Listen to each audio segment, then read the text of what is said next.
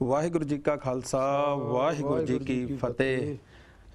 Break ਤੋਂ ਬਾਅਦ ਤੁਹਾਡੀ ਸੇਵਾ ਦੇ ਵਿੱਚ ਫੇਰ ਇੱਕ ਵਾਰੀ ਹਾਜ਼ਰ ਹੋ ਚੁੱਕੇ ਹਾਂ ਤੇ ਸਾਡੇ ਗੈਸਟ ਵੀ ਸਟੂਡੀਓ ਦੇ ਵਿੱਚ ਪਹੁੰਚ ਚੁੱਕੇ ਨੇ, ਨਾਲ ਸ਼ੋਭਿਤ ਨੇ ਤੇ ਤੁਹਾਡੀ ਮੁਲਾਕਾਤ ਉਹਨਾਂ ਨਾਲ ਕਰਾਉਂਦੇ ਆ।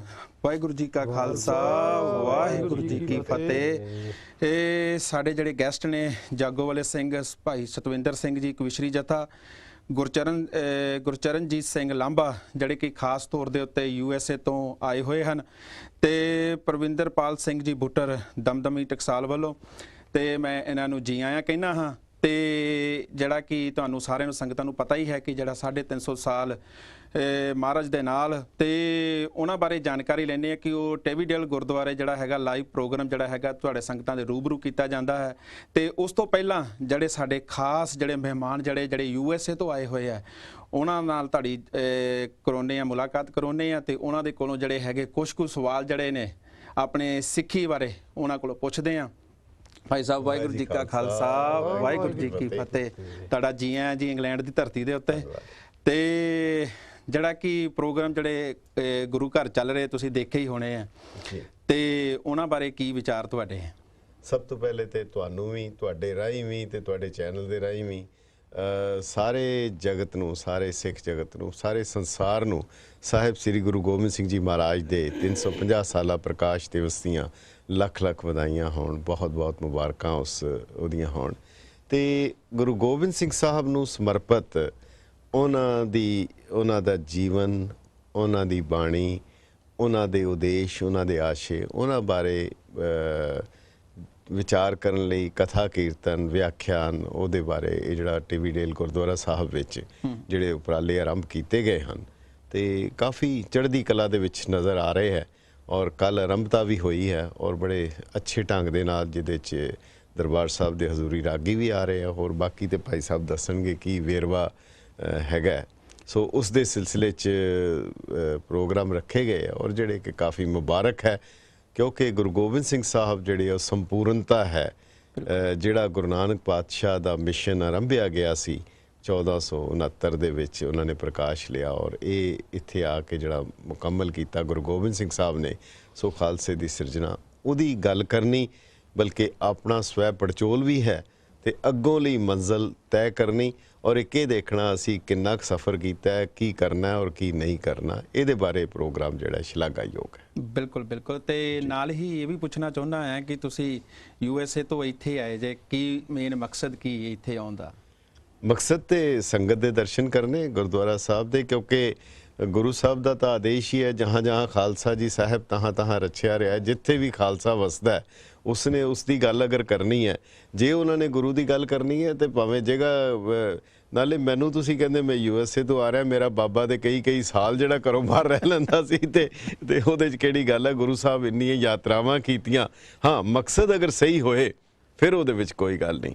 ਬਾਕੀ ਮੈਂ ਤਾਂ ਇੱਥੋਂ ਆਇਆ ਤੇ ਬਾਕੀ ਇੱਥੋਂ ਵੀ ਸਿੱਖ ਪੰਜਾਬ ਤੋਂ ਇੱਥੇ ਪਹੁੰਚ ਗਏ ਤੇ ਸ਼ਾਇਦ ਗੁਰੂ ਨਾਨਕ ਸਾਹਿਬ ਦਾ ਹੁਕਮ ਸੀ ਉਜੜ ਜਾਓ, ਚੰਗਿਆਂ ਨੂੰ ਇਹੀ ਕਿਹਾ ਸੀਗਾ। ਸੋ ਇਹ ਵੀ ਉਹਦੇ ਹੁਕਮ ਵਿੱਚ ਹੈ, ਨੱਕ ਨੱਥ ਖਸਮ ਹੱਥ ਕਿਰਤ ਧੱਕੇ ਦੇ।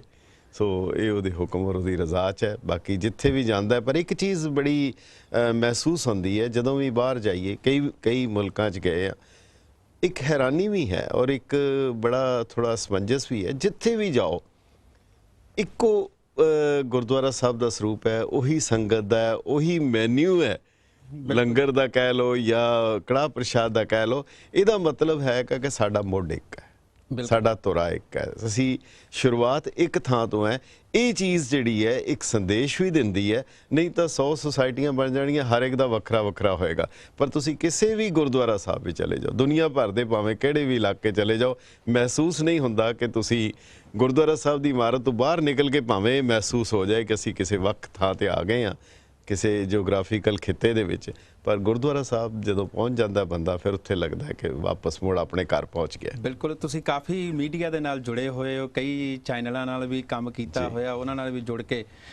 ਤੇ ਸਿਰਫ ਤੁਹਾਡੇ ਕੋਲ ਇੱਕ ਜਿਹੜਾ ਹੈਗਾ ਕੁਐਸਚਨ ਇਹੀ ਹੈ ਕਿ ਇਹੀ ਪੁੱਛਣਾ ਚਾਹੁੰਦਾ, ਕਿਉਂਕਿ ਇਹ ਮੇਰੇ ਅੰਦਰੋਂ ਕਈ ਵਾਰੀ ਨਿਕਲਦਾ ਹੁੰਦਾ, ਮੈਂ ਅਕਸਰ ਕਈਆਂ ਨੂੰ ਪੁੱਛਦਾ ਹੁੰਦਾ, ਪਰ ਅਜੇ ਤੱਕ ਮੈਨੂੰ ਜਿਹੜਾ ਸਹੀ ਜਵਾਬ ਨਹੀਂ ਉਸ ਚੀਜ਼ ਦਾ ਮਿਲਿਆ। ਸੌਖਾ ਸਵਾਲ ਪੁੱਛਣਾ ਨਹੀਂ ਹੈ ਤਾਂ ਸੌਖਾ ਹੀ ਹੈ ਕਿ ਜਿਹੜਾ ਕਿ ਇਸ ਵੇਲੇ ਜਿਹੜੀ ਸਿੱਖ ਕੌਮ ਜਿਹੜੀ ਹੈਗੀ ਹੈ ਵੰਡੀ ਹੋਈ ਹੈ। ਹਾਂਜੀ। ਇਹ ਕਦ ਤੱਕ ਤੁਸੀਂ ਸੋਚਦੇ ਹੋ ਕਿ ਹੁਣ 350 ਸਾਲ ਜਿਹੜਾ ਮਨਾ ਕੇ ਅਸੀਂ ਹਟੇ, ਅਜੇ ਵੀ ਚੱਲ ਰਿਹਾ ਇੰਡੀਆ ਦੇ ਵਿੱਚ, ਅਜੇ ਵੀ ਚੱਲ ਰਿਹਾ ਇੱਥੇ ਗੁਰੂ ਘਰਾਂ 'ਚ ਚੱਲ ਰਿਹਾ, ਉਹਦਾ ਪੂਰਾ ਮਹੀਨਾ ਹੀ ਹੈ, ਜਨਵਰੀ ਦਾ ਮਹੀਨਾ ਪੂਰਾ ਚੱਲਣਾ ਹੈ ਜੀ। ਪਰ ਜਿਹੜੀ ਆਪਣੀ ਸਿੱਖ ਕੌਮ ਜਿਹੜੀ ਟੁੱਟੀ ਹੋਈ ਹੈ, ਇਹ ਕਦ ਤੱਕ ਸੋਚਦੇ ਹੋ ਕਿ ਕਦ ਤੱਕ ਇੱਕ ਦੂਜੇ ਨਾਲ ਜੁੜ ਕੇ ਪਿਆਰ ਨਾਲ ਇਤਫਾਕ ਨਾਲ ਚੱਲੇਗੀ ਤੇ ਇੱਕ ਉਹੀ ਜਿਹੜਾ ਮਿਸ਼ਨ ਨੂੰ ਲੈ ਕੇ ਗੁਰੂ ਗੋਬਿੰਦ ਸਿੰਘ ਮਹਾਰਾਜ ਦੇ ਮਿਸ਼ਨ ਨੂੰ ਲੈ ਕੇ ਗੁਰੂ ਨਾਨਕ ਸਾਹਿਬ ਦੇ ਮਿਸ਼ਨ ਜਿਹੜਾ ਧੁਰ ਤੋਂ ਚੱਲਦਾ ਆਇਆ ਉਹਨਾਂ ਨੂੰ ਫੋਲੋ ਕਰਦੇ 10ਵੀਂ ਪਾਤਸ਼ਾਹੀ ਤੱਕ ਪਹੁੰਚਿਆ ਤੇ ਉਹ ਜਿਹੜਾ ਹੈਗਾ ਅਸੀਂ ਤਾਂ ਉੱਥੇ ਛੱਡ ਦਿੱਤਾ ਹੋਇਆ, ਅਸੀਂ ਉਸ ਨੂੰ ਫੋਲੋ ਕਿੰਨਾ ਕੁ ਕਰਦੇ ਹਾਂ ਜੀ?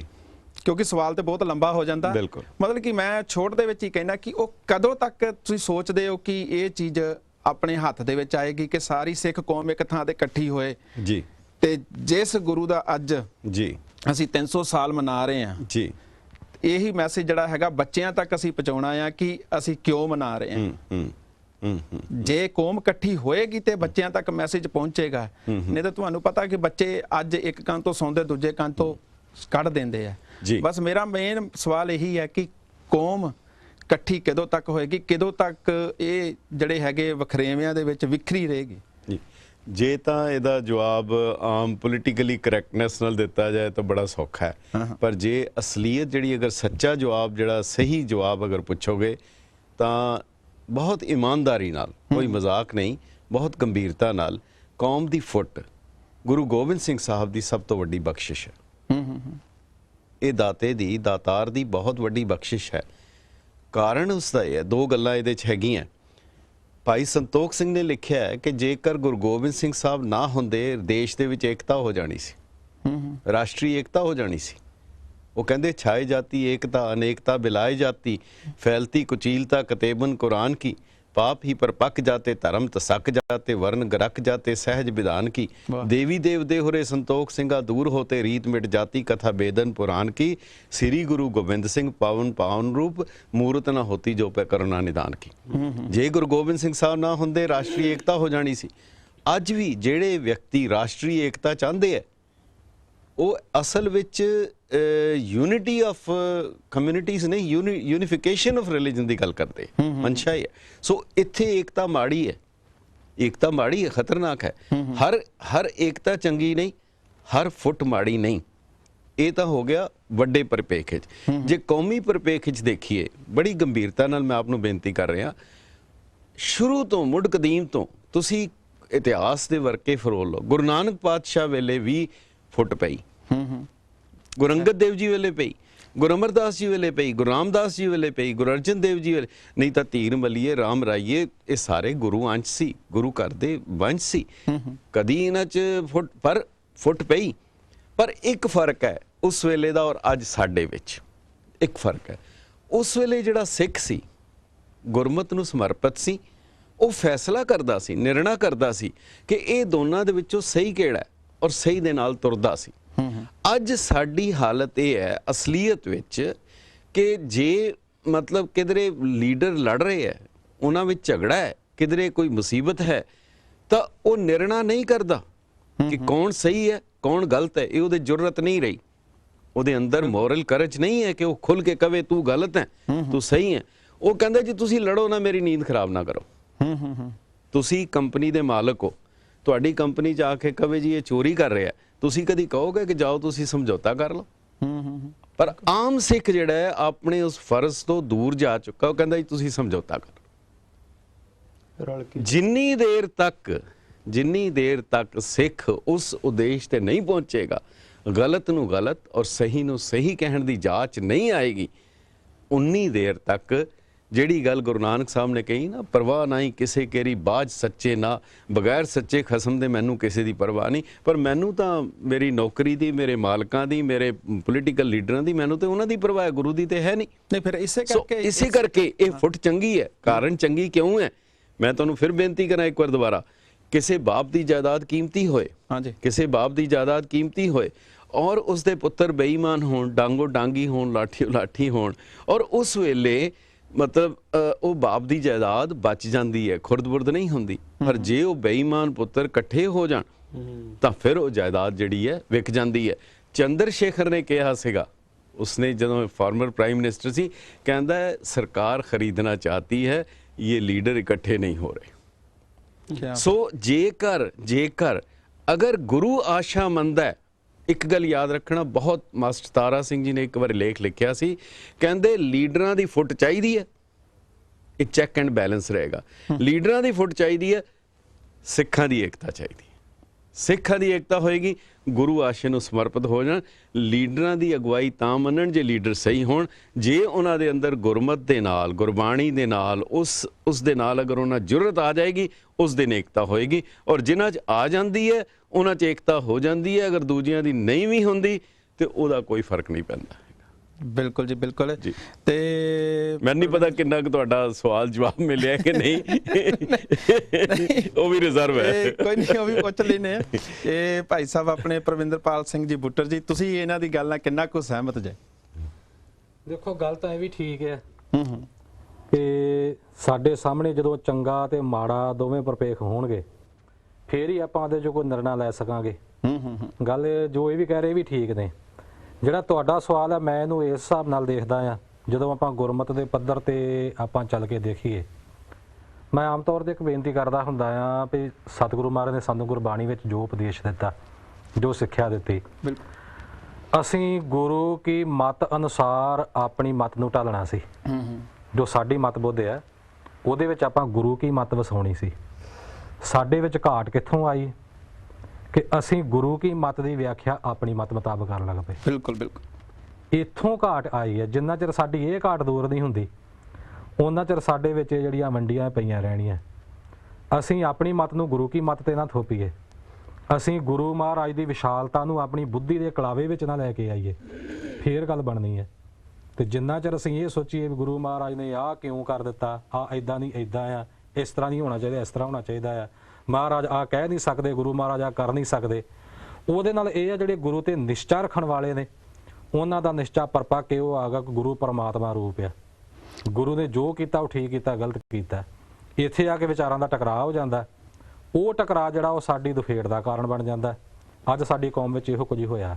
ਪਰ ਤੁਸੀਂ ਇਹ ਚੀਜ਼ ਸੋਚਦੇ ਹੋ ਕਿ ਜਦੋਂ ਇਹ ਦਫਾੜ ਪੈਂਦਾ ਆ, ਸੋਚ ਜਿਹੜੇ ਗੁਰੂ ਦੀ ਮੱਤ ਦੇ ਨਾਲ ਨਹੀਂ ਕੋਈ ਜੁੜਦਾ, ਜੁੜਦੇ ਵੀ ਹੈ, ਇਹ ਤਾਂ ਨਹੀਂ ਕਿ ਨਹੀਂ ਮੰਨਦੇ, ਉਸ ਦਾ ਭੋ ਡਰ ਉਹਨਾਂ ਕਈਆਂ ਨੂੰ ਜਿਨ੍ਹਾਂ ਨੂੰ ਹੈ, ਦੋਨੋਂ ਪੱਖ ਨੇ ਹੈ। ਹਾਂਜੀ, ਪਰ ਅੱਜ ਦੇ ਟਾਈਮ ਦੇ ਵਿੱਚ ਜੇ ਲਾ ਕੇ ਚੱਲੀਏ ਕਿ ਡੇਰਾਵਾਦ ਜਿਹੜਾ ਹੈਗਾ ਆਪਣੇ ਪੰਜਾਬ ਦੇ ਵਿੱਚ ਕਿਉਂ ਪ੍ਰਫੁੱਲਤ ਹੈ, ਕਿਤੇ ਨਾ ਕਿਤੇ ਕਾਰਨ ਆਪਣਾ ਵੀ ਹੈ। ਕਿਉਂਕਿ ਅਸੀਂ ਇਹ ਸ਼ਾਇਦ ਹੋ ਸਕਦਾ ਕਿ ਅਸੀਂ ਉਹਨਾਂ ਨੂੰ ਸਹੀ ਤਰੀਕੇ ਦੇ ਨਾਲ ਸਮਝਾ ਨਹੀਂ ਸਕਦੇ ਕਿ ਜੋ ਗੁਰੂ ਗ੍ਰੰਥ ਸਾਹਿਬ ਦੇ ਵਿੱਚ ਲਿਖਿਆ, ਜਾਂ ਸ਼ਾਇਦ ਉਹਨਾਂ ਨੂੰ ਉਹ ਚੀਜ਼ ਸਮਝ ਨਹੀਂ ਆਉਂਦੀ।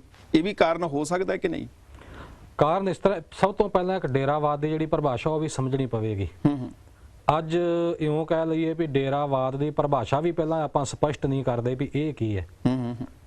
ਕੁਝ ਡੇਰੇ ਐਸੇ ਨੇ ਜਿਹੜੇ ਨਿਰੋਲ ਗੁਰਮਤ ਦੇ ਧਾਰਨੀ ਨੇ, ਤੇ ਬਾਕੀ ਬਹੁ ਗਿਣਤੀ ਡੇਰਿਆਂ ਦੀ ਐਸੀ ਹੈ ਜਿਹੜੇ ਗੁਰਮਤ ਨਾਲੋਂ ਤੋੜ ਕੇ ਸਾਨੂੰ ਆਪਣੇ ਨਾਲ ਜੋੜਦੇ ਆ। ਕਾਰਨ ਇਹ ਬਣਦਾ ਸਾਡਾ ਗੁਰੂ ਸ਼ਬਦ ਤੇ ਨਿਸ਼ਚਾ ਨਾ ਹੋਣਾ। ਤੇ ਕੁਝ ਮੈਂ ਇਹ ਵੀ ਸੋਚਦਾ ਕਿ ਸਹੀ ਤਰੀਕੇ ਨਾਲ ਗੁਰ ਸ਼ਬਦ ਦੀ ਵਿਆਖਿਆ ਨਾ ਕਰ ਸਕਣਾ ਵੀ ਇੱਕ ਕਾਰਨ ਬਣਦਾ ਜਿਹੜਾ ਅਖੌਤੀ ਗੁਰੂ ਡੰਮ ਦੇ ਦੁਆਲੇ ਦੁਨੀਆ ਜਾਂਦੀ ਹੈ। ਇੱਕ ਸਾਡਾ ਕੱਚਾ ਨਿਸ਼ਚਾ ਜਿਹੜਾ ਆ, ਆਪਾਂ ਜੋ ਗੁਰੂ ਮਹਾਰਾਜ ਦੀ ਬਾਣੀ ਦਾ ਸਿਧਾਂਤ ਹੈ ਉਸ ਨੂੰ ਸਮਝਣ ਦੇ ਲੈਵਲ ਤੱਕ ਤਾਂ ਗਏ ਨਹੀਂ ਹੁੰਦੇ, ਤੇ ਇੱਕ ਦੋ ਪੰਕਤੀਆਂ ਲੈ ਕੇ ਉਹਦੀ ਵਿਆਖਿਆ ਗਲਤ ਤਰੀਕੇ ਨਾਲ ਸੰਗਤਾਂ ਵਿੱਚ ਕਰ ਦਿੰਦੇ। ਸਾਡੇ ਪ੍ਰਚਾਰਕ ਵਰਗ ਤੇ ਵੀ ਜ਼ਿੰਮੇਵਾਰੀ ਆਉਂਦੀ ਹੈ। ਬਿਲਕੁਲ, ਹਾਂਜੀ। ਜਦੋਂ ਅਸੀਂ ਸਹੀ ਤਰੀਕੇ ਨਾਲ ਸਮਝਾਵਾਂਗੇ ਵੀ ਗੁਰੂ ਕਾ ਆਸ਼ਾ ਇਹ ਹੈ, ਫਿਰ ਇੱਕ ਸਾਡੇ ਇਹਦੇ ਵਿੱਚ ਦੁਨਿਆਵੀ ਲਾਲਚ ਵੀ ਸਾਡੇ ਕਾਰਨ ਬਣਦੇ ਨੇ। ਕਈ ਆਪਾਂ ਦੇਖੀਏ ਜਿਹੜੇ ਹੈਗੇ ਨੇ ਪਖੰਡੀ ਡੇਰੇਦਾਰ, ਉਹ ਲੋਕਾਂ ਨੂੰ ਦੁਨਿਆਵੀ ਲਾਲਚ ਕਈ ਦੇ ਕੇ ਆਪਣੇ ਵੱਲ ਖਿੱਚਣ ਦਾ ਯਤਨ ਕਰਦੇ ਆ। ਇਹ ਵੀ ਕਾਰਨ ਬਣਦਾ ਕਿ ਗੁਰਮਤ ਸਾਨੂੰ ਦੁਨਿਆਵੀ ਲਾਲਚਾਂ ਤੋਂ ਉੱਪਰ ਉੱਠਣ ਦੀ ਗੱਲ ਕਰਦੀ ਹੈ। ਬੇਸ਼ੱਕ ਦੁਨੀਆ ਵਿੱਚ ਕੋਈ ਸਾਡੇ ਕੋਈ ਮਸਲੇ ਨੇ, ਕੋਈ ਕਿਸੇ ਤਰ੍ਹਾਂ ਦੇ ਕੋਈ ਕਹਿ ਲਈਏ ਧਨ ਦੌਲਤ ਦਾ ਮਸਲਾ ਕਹਿ ਲਈਏ, ਸਾਡੀ ਹੋਰ ਕੋਈ ਕਮਾਈ ਦਾ ਕਹਿ ਲਈਏ ਇਨਕਮ ਦਾ ਸਾਧਨ, ਕੋਈ ਸਾਡੀਆਂ ਮੁਸ਼ਕਲਾਂ ਦੀ ਹੱਲ ਕਰਨ ਦੀ ਗੱਲ ਆ। ਬੇਸ਼ੱਕ ਜ਼ਿੰਦਗੀ ਵਿੱਚ ਇਹ ਗੱਲਾਂ ਵੀ ਲੋੜੀਂਦੀਆਂ ਹੁੰਦੀਆਂ ਨੇ, ਪਰ ਸਤਿਗੁਰੂ ਮਹਾਰਾਜ ਦੀ ਗੁਰਬਾਣੀ ਸਾਨੂੰ ਇਹਨਾਂ ਤੋਂ ਉੱਪਰ ਉੱਠ ਕੇ ਇੱਕ ਪਰਮਾਤਮਾ ਨਾਲ ਜੁੜਦਾ ਸੰਦੇਸ਼ ਦਿੰਦੀ ਹੈ। ਇਸ ਗੱਲ ਨੂੰ ਜਿੰਨਾ ਚਿਰ ਆਪਾਂ ਨਹੀਂ ਸਮਝਦੇ, ਉਹਨਾਂ ਚਿਰ ਜਿਹੜੇ ਇਹ ਦੁਜੈਗੀਆਂ, ਇਹ ਦੁਫੇੜਾਂ ਜਿਹੜੀਆਂ ਇਸ ਤਰ੍ਹਾਂ ਕਾਇਮ ਰਹਿੰਦੀਆਂ ਨੇ। ਬਿਲਕੁਲ ਜੀ, ਬਿਲਕੁਲ।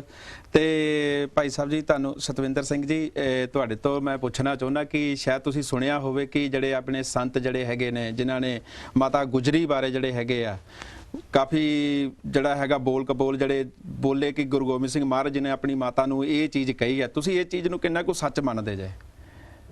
ਕਿਉਂਕਿ ਉਹਨਾਂ ਨੂੰ ਅਕਾਲ ਤਖਤ ਸਾਹਿਬ ਦੇ ਉੱਤੇ ਬੁਲਾਇਆ ਗਿਆ ਪਰ ਉਹ ਨਹੀਂ ਪਹੁੰਚੇ ਉੱਥੇ, ਤੇ ਉਹਦੇ ਬਾਰੇ ਕੀ ਕਹਿਣਾ? ਉਹ ਗਲਤ ਕਿਹਾ ਜੀ, ਉਹ ਜਿਹੜਾ ਬੰਦਾ ਹੀ ਗਲਤ ਆ ਉਹਨੇ ਗਲਤ ਕੰਮ ਕਰਨਾ ਹੀ ਕਰਨਾ ਜੀ। ਜਿਹੜੇ ਸਿੱਖ ਕੌਮ ਦੇ ਵਿੱਚ ਉਹ ਕੋਈ ਸਿੱਖ ਕੌਮ ਨਾਲ ਉਹਨਾਂ ਦਾ ਕੋਈ ਲਗਾਅ ਨਹੀਂਗਾ, ਉਹਨਾਂ ਦੀ ਆਪਣੀ ਜਥੇਬੰਦੀ ਆ, ਆਪਣੀ ਉਹ ਮਨ ਦੀ ਮਰਜ਼ੀ ਕਰਕੇ ਇੱਕ ਡੇਰਾ ਚਲਾ ਰਹੇ, ਤੇ ਉਹਨਾਂ ਨੇ ਉਸ ਹਿਸਾਬ ਨਾਲ ਉਹਦੀ ਵਿਆਖਿਆ ਕਰਨੀ ਆ। ਪਰ ਉਹਨਾਂ ਨੂੰ ਚਾਹੀਦਾ ਵੀ ਇਹਦੇ ਇਹੋ ਜਿਹੇ ਸਮੇਂ ਦੇ ਵਿੱਚ ਸਿੱਖਾਂ ਦੀਆਂ ਜਿਹੜੀਆਂ ਭਾਵਨਾਵਾਂ ਨੂੰ ਠੇਸ ਨਹੀਂ ਪਹੁੰਚਾਉਣੀ ਚਾਹੀਦੀ। ਬਿਲਕੁਲ। ਤੇ ਉਹ ਪੂਰਾ ਉਹਨਾਂ ਨੇ ਗਲਤ ਕੰਮ ਕੀਤਾ ਆ, ਤੇ ਉਹਦਾ ਉਹਨਾਂ ਨੂੰ ਆਪਣੇ ਆਪ ਪਛਤਾਵਾ ਹੋਣਾ ਚਾਹੀਦਾ, ਔਰ ਪਛਤਾਵਾ ਕਰਕੇ ਗਾਂਹ ਵਾਸਤੇ ਬਿਲਕੁਲ ਇਮਾਨਦਾਰੀ ਨਾਲ ਚੱਲਣਗੇ ਤੇ ਚੱਲਦਿਆਂ ਦੇਖ ਕੇ ਸੰਗਤਾਂ ਪਤੀ ਸਕਦੀਆਂ। ਜੇ ਕਦੇ ਉੱਦਾਂ ਹੀ ਉੱਤੋਂ ਕਹਿ ਦਿੱਤਾ ਜਾਂ ਮਤਲਬ ਸ਼ੈਤਾਨੀ ਕੀਤੀ, ਉਹਦੇ ਨਾਲ ਸੰਗਤਾਂ ਖੁਸ਼ ਨਹੀਂ ਹੋ ਸਕਦੀਆਂ। ਪਰ ਕਈ ਵਾਰੀ ਭਾਈ ਸਾਹਿਬ ਤੁਹਾਡੇ ਕੋਲ ਪੁੱਛਦਾ ਮੈਂ ਕਿ ਕਈ ਵਾਰੀ ਇਹ ਚੀਜ਼ ਸੋਚ ਕੇ ਹੈਰਾਨਗੀ, ਦੇਖ ਕੇ ਹੈਰਾਨਗੀ ਹੁੰਦੀ ਹੈ ਕਿ ਜਦੋਂ ਇਦਾਂ ਦੇ ਸੰਤ ਜਿਹੜਾ ਗਲਤ ਪ੍ਰਚਾਰ ਕਰਦੇ ਨੇ ਸਿੱਖੀ ਦਾ, ਸੰਗਤ ਅੱਗੇ ਬੈਠੀ ਹੁੰਦੀ ਹੈ, ਉਹਨਾਂ ਦੇ ਵਿੱਚ ਅੰਮ੍ਰਿਤ ਛਕਿਆ ਹੁੰਦਾ ਆ, ਉਹ ਕਿਉਂ ਨਹੀਂ ਸਵਾਲ ਕਰਦੇ ਉੱਠ ਕੇ ਕਿ ਇਹ ਜਿਹੜੀ ਚੀਜ਼ ਹੈ ਕਿੱਥੇ ਲਿਖੀ ਹੈ ਜਾਂ ਕਿਸ ਚੀਜ਼ ਕਰਕੇ ਤੂੰ ਇਹ ਗੱਲਾਂ ਕੀਤੀਆਂ? ਇਹਦੇ 'ਚ ਨਾ ਦੋ ਗੱਲਾਂ ਮੈਂ ਸਾਰੀ ਚੀਜ਼ ਜਿਹੜਾ ਤੁਹਾਡਾ ਪਹਿਲਾ ਸਵਾਲ ਸੀਗਾ ਔਰ ਉਹਦੇ ਨਾਲ ਜੁੜਿਆ। ਪਹਿਲੀ ਗੱਲ ਤਾਂ ਜਿਹੜੀ ਸੰਗਤ ਕਿਉਂ ਨਹੀਂ ਬੋਲਦੀ, they were hearing, they were not listening. they are hearing, they are not listening. ਕੰਨਾਂ 'ਚ ਆਵਾਜ਼ ਜਾ ਰਹੀ, ਸੁਣ ਨਹੀਂ ਰਹੇ ਹੁੰਦੇ, ਧਿਆਨ ਨਹੀਂ ਹੁੰਦਾ। ਤਾਂ ਹੀ ਸੁਥਰੇ ਦੀ ਉਹ ਸਾਖੀ ਹੈ ਕਿ ਜਿਸ ਵੇਲੇ ਉਹ ਆਇਆ ਤੇ ਬੜਾ ਸਿਰ ਮਾਰਨ ਲੱਗ ਪਿਆ, ਬੜਾ ਹਰਕਤਾਂ ਕਰਨ ਲੱਗੋ, ਹਰਗੋਬਿੰਦ ਸਾਹਿਬ ਨੇ ਕਿਹਾ ਇਹ ਕੀ? ਕਹਿੰਦਾ ਧੰਨ ਤੁਹਾਡੇ ਸਿੱਖ, ਕਹਿੰਦਾ ਇੰਨੀ ਤਾੜਨਾ ਹੈ ਫਿਰ ਵੀ ਕਹਿੰਦਾ ਆਰਾਮ ਨਾਲ ਝੂਮੀ ਜਾਂਦੇ ਹੈ, ਕਹਿੰਦਾ ਮੇਰੇ ਕੋਲ ਤਾਂ 1 ਸੈਕਿੰਡ ਨਹੀਂ ਬਰਦਾਸ਼ਤ ਹੋਇਆ ਜਿੰਨੀ ਕਿ ਤੁਸੀਂ ਤਾੜਨਾ ਕੀਤੀ ਹੈ। ਬਾਕੀ ਦੂਜੀ ਗੱਲ ਜਿਹੜੀ ਤੁਸੀਂ ਪਹਿਲੀ ਗੱਲ ਕਹੀ, ਉਹਦੇ 2 ਐਂਗਲ ਹੈਗੇ ਆ। ਇੱਕ ਪੋਲੀਟੀਕਲ ਐਂਗਲ ਹੈ, ਪੋਲੀਟੀਕਲ ਐਂਗਲ ਸਿੱਖ ਜਿਹੜਾ ਹੈ ਉਹ ਰਾਜਨੀਤਿਕ ਤੌਰ ਤੇ ਵੀ ਅਲਰਟ ਹੋਣਾ ਚਾਹੀਦਾ ਹੈ। ਬਿਲਕੁਲ। ਧਾਰਮਿਕ ਤੌਰ ਤੇ 2 ਪੱਖ ਹੈ, ਇੱਕ ਗੁਰਮਤ ਦਾ ਪੱਖ ਹੈ ਔਰ ਇੱਕ ਪੰਥਕ ਪੱਖ ਹੈ। ਨਿੱਜੀ ਜੀਵਨ ਹੈ, ਇੱਕ ਪੰਥਕ ਜੀਵਨ ਹੈ। ਜਿਹਦਾ ਨਿੱਜੀ ਜੀਵਨ ਹੈ, ਪੰਥਕ ਜੀਵਨ ਨਹੀਂ ਹੋਏਗਾ, ਠੇਡੇ ਖਾ ਜਾਏਗਾ। ਜੇ ਖਾਲੀ ਪੰਥਕ ਜੀਵਨ ਹੈ, ਨਿੱਜੀ ਜੀਵਨ ਨਹੀਂਗਾ, ਧਾਰਮਿਕ ਜੀਵਨ ਨਹੀਂਗਾ, ਉਹ ਪਖੰਡੀ ਬਣ ਜਾਏਗਾ, ਉਹ ਸਿਰਫ ਪਾਵਰ ਲਸਟ ਵਿੱਚ ਆ ਜਾਏਗਾ। ਜਿੱਥੇ ਤੱਕ ਪਹਿਲੀ ਗੱਲ ਹੈਗੀ ਹੈ ਕਿ ਝਗੜੇ ਕਿਉਂ ਨਹੀਂ ਮੁੱਕਣੇ, ਕਿੱਦਾਂ ਆਈ ਜਾਣੇ ਆ, ਗੁਰੂ ਗੋਬਿੰਦ ਸਿੰਘ ਸਾਹਿਬ ਨੂੰ ਇਹ ਸਵਾਲ ਕੀਤਾ ਸੀ ਕਿ ਤੁਸੀਂ ਕਹਿੰਦੇ ਹੋ ਜੀ ਕਿ ਦੇਵ ਦੈਤ ਜਛਨ ਉਪਜਾਇਓ, ਵਾਹਿਗੁਰੂ ਨੇ ਦੇਵਤੇ ਵੀ ਬਣਾਏ, ਦੈਂਤ ਵੀ ਬਣਾਏ, ਇਹ ਦੋਨੋਂ ਬਣਾਏ, ਤੇ ਦੇਵਤੇ ਕਿਉਂ ਬਣਾਏ ਹੈ ਜੀ? ਕਹਿੰਦੇ ਦੈਂਤਾਂ ਦਾ ਨਾਸ਼ ਕਰਨ ਲਈ। ਉਹ ਕਹਿੰਦੇ ਜੇ ਦੈਂਤਾਂ ਦਾ ਨਾਸ਼ ਕਰਨਾ ਸੀ ਫਿਰ ਦੈਂਤ ਕਿਉਂ ਬਣਾਏ? ਜੇ ਮਰ ਨਹੀਂ ਸੀ ਤੇ ਬਣਾਉਣ ਦੀ ਕੀ ਲੋੜ ਪੈ ਗਈ? ਸਿੱਧੀ ਗੱਲ ਹੈ। ਤੁਸੀਂ ਕਹਿੰਦੇ ਹੋ ਦੇਵ ਦੈਂਤ ਜਛਨ ਉਪਜਾਏ, ਦੇਵਤੇ ਵੀ ਬਣਾਏ, ਦੈਂਤ ਵੀ ਦੇਵਤੇ ਬਣਾਤੇ, ਕਹਿੰਦੇ ਹੋ ਕਿ ਦੈਂਤਾਂ ਨੂੰ ਮਾਰ ਲਈ, ਤੇ ਦੈਂਤ ਕਿਉਂ ਬਣਾਏ? ਬਹੁਤ ਕਮਾਲ ਦੀ ਗੱਲ ਹੈ। ਦੈਂਤ ਬਣਾਏ ਆ ਦੇਵਤਿਆਂ ਦਾ ਘਮੰਡ ਤੋੜਨ ਲਈ। ਜੇਕਰ ਰਾਵਣ ਨਾ ਹੁੰਦਾ, ਰੋਵੇ ਰਾਮ ਨਿਕਾਲਾ ਭਇਆ ਨਹੀਂ ਸੀ ਹੁਣ। ਜੇ ਸੁੰਭ ਨਿਸੁੰਭ ਨਾ ਹੁੰਦੇ ਤੇ ਫਿਰ ਇੰਦਰ ਨੂੰ ਧੱਕੇ ਮਾਰ ਕੇ ਥੱਲੇ ਸੁੱਟਣ ਵਾਲਾ ਕੋਈ ਨਹੀਂ ਸੀ ਹੋਣਾ। ਸੋ ਜਦੋਂ ਮੇਰੇ ਅੰਦਰ ਅਗਰ ਮੈਨੂੰ ਕੋਈ ਐਸੀ ਭੈੜੀ ਚੀਜ਼ ਟੱਕਰਦੀ ਹੈ, ਦਰਅਸਲ ਉਹ ਵਾਹਿਗੁਰੂ ਦੀ ਬਖਸ਼ਿਸ਼ ਹੁੰਦੀ ਹੈ, ਉਹ ਮੇਰੀ ਹਉਮੈ ਨੂੰ ਚੂਰ ਚੂਰ ਕਰ ਰਹੀ ਹੁੰਦੀ ਹੈ। ਇਹ ਬਹੁਤ ਵੱਡੀ ਬਖਸ਼ਿਸ਼ ਹੈ। ਫਿਰ ਨਾਲ ਹੀ ਗੁਰੂ ਸਾਹਿਬ ਨੇ ਇਹ ਵੀ ਕਹਿ ਦਿੱਤਾ, ਇਹ ਭੁਲੇਖੇ 'ਚ ਨਾ ਪੈ ਜਾਣਾ ਕਿ ਦੈਂਤ ਕੋਈ ਵੱਖਰੀ, ਕੋਈ ਇਸ ਤਰ੍ਹਾਂ ਪੋਲੀਟੀਕਲ ਜਾਂ ਕੋਈ ਫਿਜ਼ੀਕਲ ਕੋਈ ਆਇਡੈਂਟੀਟੀ। ਇਹ 2 ਸ਼ਕਤੀਆਂ ਜਿਹੜੀਆਂ ਹਰ ਕਿਸੇ ਦੇ ਅੰਦਰ ਹੈਗੀਆਂ। ਉਹਨਾਂ ਨੇ ਕਿਹਾ ਸਾਧ ਕਰਮ ਜੇ ਪੁਰਖ ਕਮਾਵੇ, ਸ੍ਰੀ ਦਸਮ ਪਾਤਸ਼ਾਹ ਨੇ ਇਹ ਚਰਿਤ੍ਰ ਉਪਾਖਿਆਨ ਵਿੱਚ ਹੈ ਕਿ ਸਾਧ ਕਰਮ ਜੇ ਪੁਰਖ ਕਮਾਵੇ, ਨਾਮ ਦੇਵਤਾ ਜਗਤ ਕਹਾਵੇ, ਕੁਕ੍ਰਿਤ ਕਰਮ ਜੇ ਜਗ ਮੇ ਕਰਹੀ, ਨਾਮ ਅਸੁਰ ਤਹਿ ਕੋ ਸਬਦ ਹਰੀ। ਜਦੋਂ ਤੁਸੀਂ ਚੰਗੇ ਕੰਮ ਕਰੋਗੇ ਤੁਸੀਂ ਐਲੀਵੇਟ ਹੋ ਜਾਓਗੇ, ਜਦੋਂ ਮਾੜੇ ਕਰੋਗੇ ਤੁਹਾਡਾ ਥੱਲੇ ਡੀਗ੍ਰੇਡੇਸ਼ਨ ਹੋਣੀ ਸ਼ੁਰੂ ਹੋ ਜਾਏਗੀ। ਔਰ ਪ੍ਰੋਫੈਸਰ ਪੂਰਨ ਸਿੰਘ ਨੇ ਤਾਂ ਬਹੁਤ ਕਮਾਲ ਦੀ ਗੱਲ ਕਹੀ, ਕਹਿੰਦੇ ਜਦੋਂ ਤੁਹਾਡੀ ਐਲੀਵੇਸ਼ਨ ਹੁੰਦਿਆਂ ਤੁਹਾਡੀ ਐਲੀਵੇਟ ਹੁੰਦਿਆਂ ਚੰਗੇ ਵਿਚਾਰਾਂ ਨਾਲ ਜਦੋਂ ਤੁਸੀਂ ਉਸ ਕਰਤਾ ਪੁਰਖ ਦੇ ਵਾਹਿਗੁਰੂ ਦੇ ਰੂਬਰੂ ਹੋ ਜਾਓਗੇ, ਫਿਰ ਕਹਿੰਦੇ ਜਦੋਂ ਇੱਕਦਮ ਆਮੋ ਸਾਹਮਣੇ ਹੋ ਗਏ, ਪ੍ਰਤੱਖ ਹੋ ਗਏ, ਤੇ ਫਿਰ ਕਹਿੰਦੇ ਜਿਵੇਂ 2 ਸਰੀਰਾਂ ਦੇ ਵਿਚਕਾਰ ਬਰੀਕ ਤੋਂ ਬਰੀਕ ਕਪੜਾ ਵੀ ਬਰਦਾਸ਼ਤ ਨਹੀਂ ਕੀਤਾ ਜਾਂਦਾ, ਕਹਿੰਦੇ ਉਸ ਵੇਲੇ ਤੁਹਾਡੀ ਆਤਮਾ ਦੇ ਉੱਤੇ ਜਿਹੜਾ ਸਰੀਰ ਦਾ ਕਪੜਾ ਹੈ, ਉਹ ਆਤਮਾ ਇਸ ਸਰੀਰ ਦਾ ਕਪੜਾ ਫਾੜ ਕੇ ਉਸ ਅਕਾਲ ਪੁਰਖ ਨਾਲ ਮਿਲਾਪ ਜਿਹੜਾ ਚਾਹੇਗੀ ਔਰ ਕਪੜਾ ਫਾੜ ਦੇਣਾ ਚਾਹੇਗੀ। ਉਹ ਅਵਸਥਾ ਹੈ ਜਦੋਂ ਮਰੋ ਤਾਂ ਹਰ ਕੇ ਦੁਆਰ, ਅਤ ਹੀ ਰਣ ਮੇ ਤਬ ਜੂਝ ਮਰੋ ਵਾਲੀ ਗੱਲ। ਉਹ ਤੱਤੀ ਤਵੀ ਵੀ ਨਹੀਂ ਰਹੇਗੀ, ਉਹ ਆਰਾ ਵੀ ਨਹੀਂ ਰਹੇਗਾ, ਉਹ ਸਭ ਕੁਝ ਖਤਮ ਹੋ ਜਾਏਗਾ, ਰੰਬੀ ਦੀਆਂ ਖੋਪਰੀਆਂ ਵੀ ਖਤਮ ਹੋ ਜਾਣ। ਇਹ ਤਾਂ ਇਹਦਾ ਧਾਰਮਿਕ ਜਿਹੜਾ ਤੁਹਾਡਾ ਸਵਾਲ ਸੀ। ਦੂਜਾ ਐਂਗਲ ਹੈਗਾ ਪੋਲੀਟੀਕਲ ਐਂਗਲ। 1947 ਦੀ ਮਾਸਟਰ ਤਾਰਾ ਸਿੰਘ ਜੀ ਦੀ ਡਾਇਰੀ ਵੇਖਣ ਦਾ ਮੌਕਾ ਮਿਲਿਆ। ਉਹਦੇ 'ਚ ਇੱਕ ਬਹੁਤ ਕਮਾਲ ਦੀ ਇੱਕ ਉਹਨਾਂ ਨੇ ਇਬਾਰਤ ਲਿਖੀ। ਕਹਿੰਦੇ ਅੰਗਰੇਜ਼ ਜਾ ਰਹੇ ਹਿੰਦੁਸਤਾਨ ਛੱਡ ਕੇ ਔਰ ਮੈਨੂੰ ਡਰ ਲੱਗ ਰਿਹਾ। ਇਹ ਉਹਨਾਂ ਦੀ ਲਿਖਤ ਹੈ 1947 ਦੀ ਕਿ ਮੈਂ ਅੰਗਰੇਜ਼ ਜਾ ਰਹੇ ਹੈ ਔਰ ਮੈਨੂੰ ਡਰ ਲੱਗ ਰਿਹਾ, ਕਿਉਂਕਿ ਇਸ ਤੋਂ ਪਹਿਲਾਂ ਕੋਈ ਸਿੱਖ ਜਿੰਨਾ ਮਰਜ਼ੀ ਬੇਈਮਾਨ ਹੋ ਜਾਏ, ਜਿੰਨਾ ਮਰਜ਼ੀ ਝੋਲੀ ਚੁੱਕ ਹੋ ਜਾਏ, ਉਹ ਕੁਝ ਨਿੱਜੀ ਫਾਇਦਾ ਤਾਂ ਉਠਾ ਸਕਦਾ ਸੀ, ਅੰਗਰੇਜ਼ ਨਹੀਂ ਸੀ ਬਣ ਸਕਦਾ। ਹੁਣ ਅੱਜ ਉਸ ਨੂੰ ਹਾਕਮ ਸ਼੍ਰੇਣੀ ਵਿੱਚ ਆਉਣ ਲਈ ਸਿਰਫ 1 ਮਿੰਟ ਦਾ ਸਮਾਂ ਚਾਹੀਦਾ। ਕਿਸੇ ਨੇ ਕਿਹਾ ਸੀਗਾ ਮੇਰੇ ਇੱਕ ਮਿੱਤਰ ਨੂੰ ਕਿ ਤੁਹਾਡੇ ਵਿੱਚ ਕਿੰਨੀਆਂ ਪਾਰਟੀਆਂ, ਕਿੰਨੇ ਤੁਹਾਡੇ ਧੜੇ ਹੈ? ਉਹਨੇ ਕਿਹਾ ਸੀ 1 ਘੰਟਾ ਸਾਨੂੰ ਤਾਕਤ ਦੇ ਦਿਓ, ਦੇਖੋ ਤੁਹਾਡੀਆਂ ਕਿੰਨੀਆਂ ਬਣਾ ਦਿੰਦੇ। ਸੋ ਇਹ ਵੀ ਜਿਹੜੀ ਹੈਗੀ ਹੈ ਗੁਰੂ ਸਾਹਿਬ ਦਾ ਜਿਹੜਾ ਉਦੇਸ਼ ਹੈ, ਆਸ਼ਾ ਹੈ कि राज बिना नहीं धर्म चले है, धर्म बिना सब दले मले हैं। पर धर्म जितनी देर कुंडा नहीं होएगा, वो जिहड़ा धार्मिक लबादा तो होएगा। एक लबादा जदों धर्म नूं लबादे दे तौर ते ओढ़िया जाएगा एज ए क्लोक, ये बहुत खतरनाक होएगा। पर जदों अगर इसनूं धर्म नूं धारण किया जाएगा, फिर ये एक ऐसा जरा बख्तर है, एक ऐसा कवच है, एक ऐसा आर्मर है जिहड़ा हर आदि उपाधि व्याधि तो बचाएगा। गल इन्नी हैगी है कि मैं धर्म नूं एक कवच के तौर पर वरत रहा कि मैं एक लबादे के तौर पर वरत रहा। क्या बात है जी, बहुत वधिया जी तुसीं एक्सप्लेन किया। काफ़ी हद तक जिहड़ी मेरी अंदरली आत्मा जिहड़ी हैगी संतुष्ट होई है। ते भाई साहब जी तुहाडे कोल पुछना चाहुंदा कि जिहड़े अपने 300 साला जिहड़े समागम चल रहे ने टेवीटल गुरुद्वारे, ये उन्हां बारे संगतां तक कोई होर जानकारी तुसीं देना चाहुंदे हो? ਜਿਹੜਾ 350 ਸਾਲਾ ਗੁਰੂ 10ਵੇਂ ਪਾਤਸ਼ਾਹ ਦਾ ਅਵਤਾਰ ਪੁਰਬ ਹੈ ਨਾ ਜੀ, ਸੰਗਤਾਂ ਨੇ ਸਾਰੀ ਦੁਨੀਆ 'ਚ ਮਨਾਇਆ, ਆਪਾਂ ਨੂੰ ਪਤਾ ਜੀ। ਹਾਂਜੀ ਤੇ ਇੱਦਾਂ ਇੰਗਲੈਂਡ ਦੇ ਵਿੱਚ ਵੀ ਮਨਾ ਵੀ ਹਟੇ ਆ, ਪਰ ਇੱਕ ਸਪੈਸ਼ਲ ਪ੍ਰੋਗਰਾਮ ਕੱਲ ਐਤਵਾਰ 8 ਤਰੀਕ ਤੋਂ ਲੈ ਕੇ ਤੇ 15 ਤਰੀਕ ਸ਼ਾਮ ਤੱਕ ਚੱਲਦਾ, ਜਿਹਨੂੰ ਸਿੱਖ ਚੈਨਲ ਨੇ ਕਵਰ ਕਰ ਰਿਹਾ ਲਾਈਵ 6:30 ਤੋਂ ਲੈ ਕੇ ਤੇ 8 ਸਵਾ 8 ਵਜੇ ਤੱਕ ਇਹਨਾਂ ਪ੍ਰੋਗਰਾਮ ਚੱਲ ਰਿਹਾ। ਉਹਦੇ ਵਿੱਚ ਇਹ ਭਾਈ ਸਾਹਿਬ ਕਥਾ ਕਰਦੇ ਆ 10ਵੇਂ ਪਾਤਸ਼ਾਹ ਦੀ ਗੁਰਬਾਣੀ ਦੀ, ਮਤਲਬ ਜੰਗਾਂ ਦੀ ਜਾਂ ਤਕਰੀਬਨ 10ਵੇਂ ਪਾਤਸ਼ਾਹ ਦੇ ਜੀਵਨ ਬਾਰੇ ਤੇ ਉਹਨਾਂ ਦੀ ਗੁਰਬਾਣੀ ਬਾਰੇ, 10ਮ ਗ੍ਰੰਥ ਬਾਰੇ ਜਿਹੜਾ ਪ੍ਰਚਾਰ ਕਰ ਰਹੇ ਆ। ਤੇ ਭਾਈ ਸਾਹਿਬ ਵੀ ਹੁਣ ਇਸੇ ਕੰਮ ਵਾਸਤੇ ਸਪੈਸ਼ਲ USA ਤੋਂ ਆਏ ਆ। ਇਹਨਾਂ ਨੇ ਵੀ ਸੈਚਰਡੇ ਤੱਕ ਉੱਥੇ ਪ੍ਰੋਗਰਾਮ ਇਸੇ ਤਰ੍ਹਾਂ ਦੇਣੇ ਆ। ਤੇ ਭਾਈ ਪਰਮਜੀਤ ਸਿੰਘ ਜੀ ਆ ਰਹੇ ਆ ਆਪਣੇ ਮਲੇਸ਼ੀਆ ਤੋਂ, ਤੇ ਉਹ ਵੀ ਬੜੇ ਵਿਦਵਾਨ, ਉਹਨਾਂ ਸਾਰੇ ਗੁਰੂ ਘਰਾਂ ਦੇ ਵਿੱਚ ਤਕਰੀਬਨ 7-8 ਗੁਰੂ ਘਰਾਂ ਦੇ ਵਿੱਚ ਸੈਮੀਨਾਰ ਕਰਨਗੇ, ਜਿੱਦਾਂ ਸਾਊਥ ਹਾਲ ਵੀ, ਵੁਲਵਰਹੈਂਪਟਨ ਵੀ, ਡਰਬੀ ਵੀ, ਸਾਰੇ ਥਾਈਂ ਪ੍ਰੋਗਰਾਮ ਕਰ ਰਹੇ ਤਾਂ ਕਿ ਸੰਗਤਾਂ ਨੂੰ ਥੋੜ੍ਹੀ ਜਿਹੀ ਅਵੇਅਰਨੈਸ ਆ ਜਾਵੇ, ਤਾਂ ਜਾਗਰਤੀ ਆਵੇ ਗੁਰਬਾਣੀ ਬਾਰੇ। ਤੇ ਬਾਕੀ ਬੇਨਤੀ ਕਰਦੇ ਭਾਈ ਸਾਹਿਬ ਹੁਣੀ ਸ਼ਾਮ ਨੂੰ ਪ੍ਰੋਗਰਾਮ ਦਿੰਦੇ ਆ। ਪ੍ਰੋਗਰਾਮ ਤੋਂ ਬਾਅਦ ਦੇ ਵਿੱਚ ਵੀ ਜੇ ਕਿਸੇ ਸੰਗਤਾਂ ਦੇ ਨੌਜਵਾਨਾਂ ਨੇ, ਕਿਸੇ ਵੀਰਾਂ ਭੈਣਾਂ ਨੇ ਕੋਈ ਆਪਣੇ ਸ਼ਾਂਕੇ ਨਿਵਰਤ ਕਰਨੇ ਹੋਣ ਤਾਂ ਉੱਥੇ ਬਾਅਦ 'ਚ ਵੀ ਆ ਸਕਦੇ ਆ।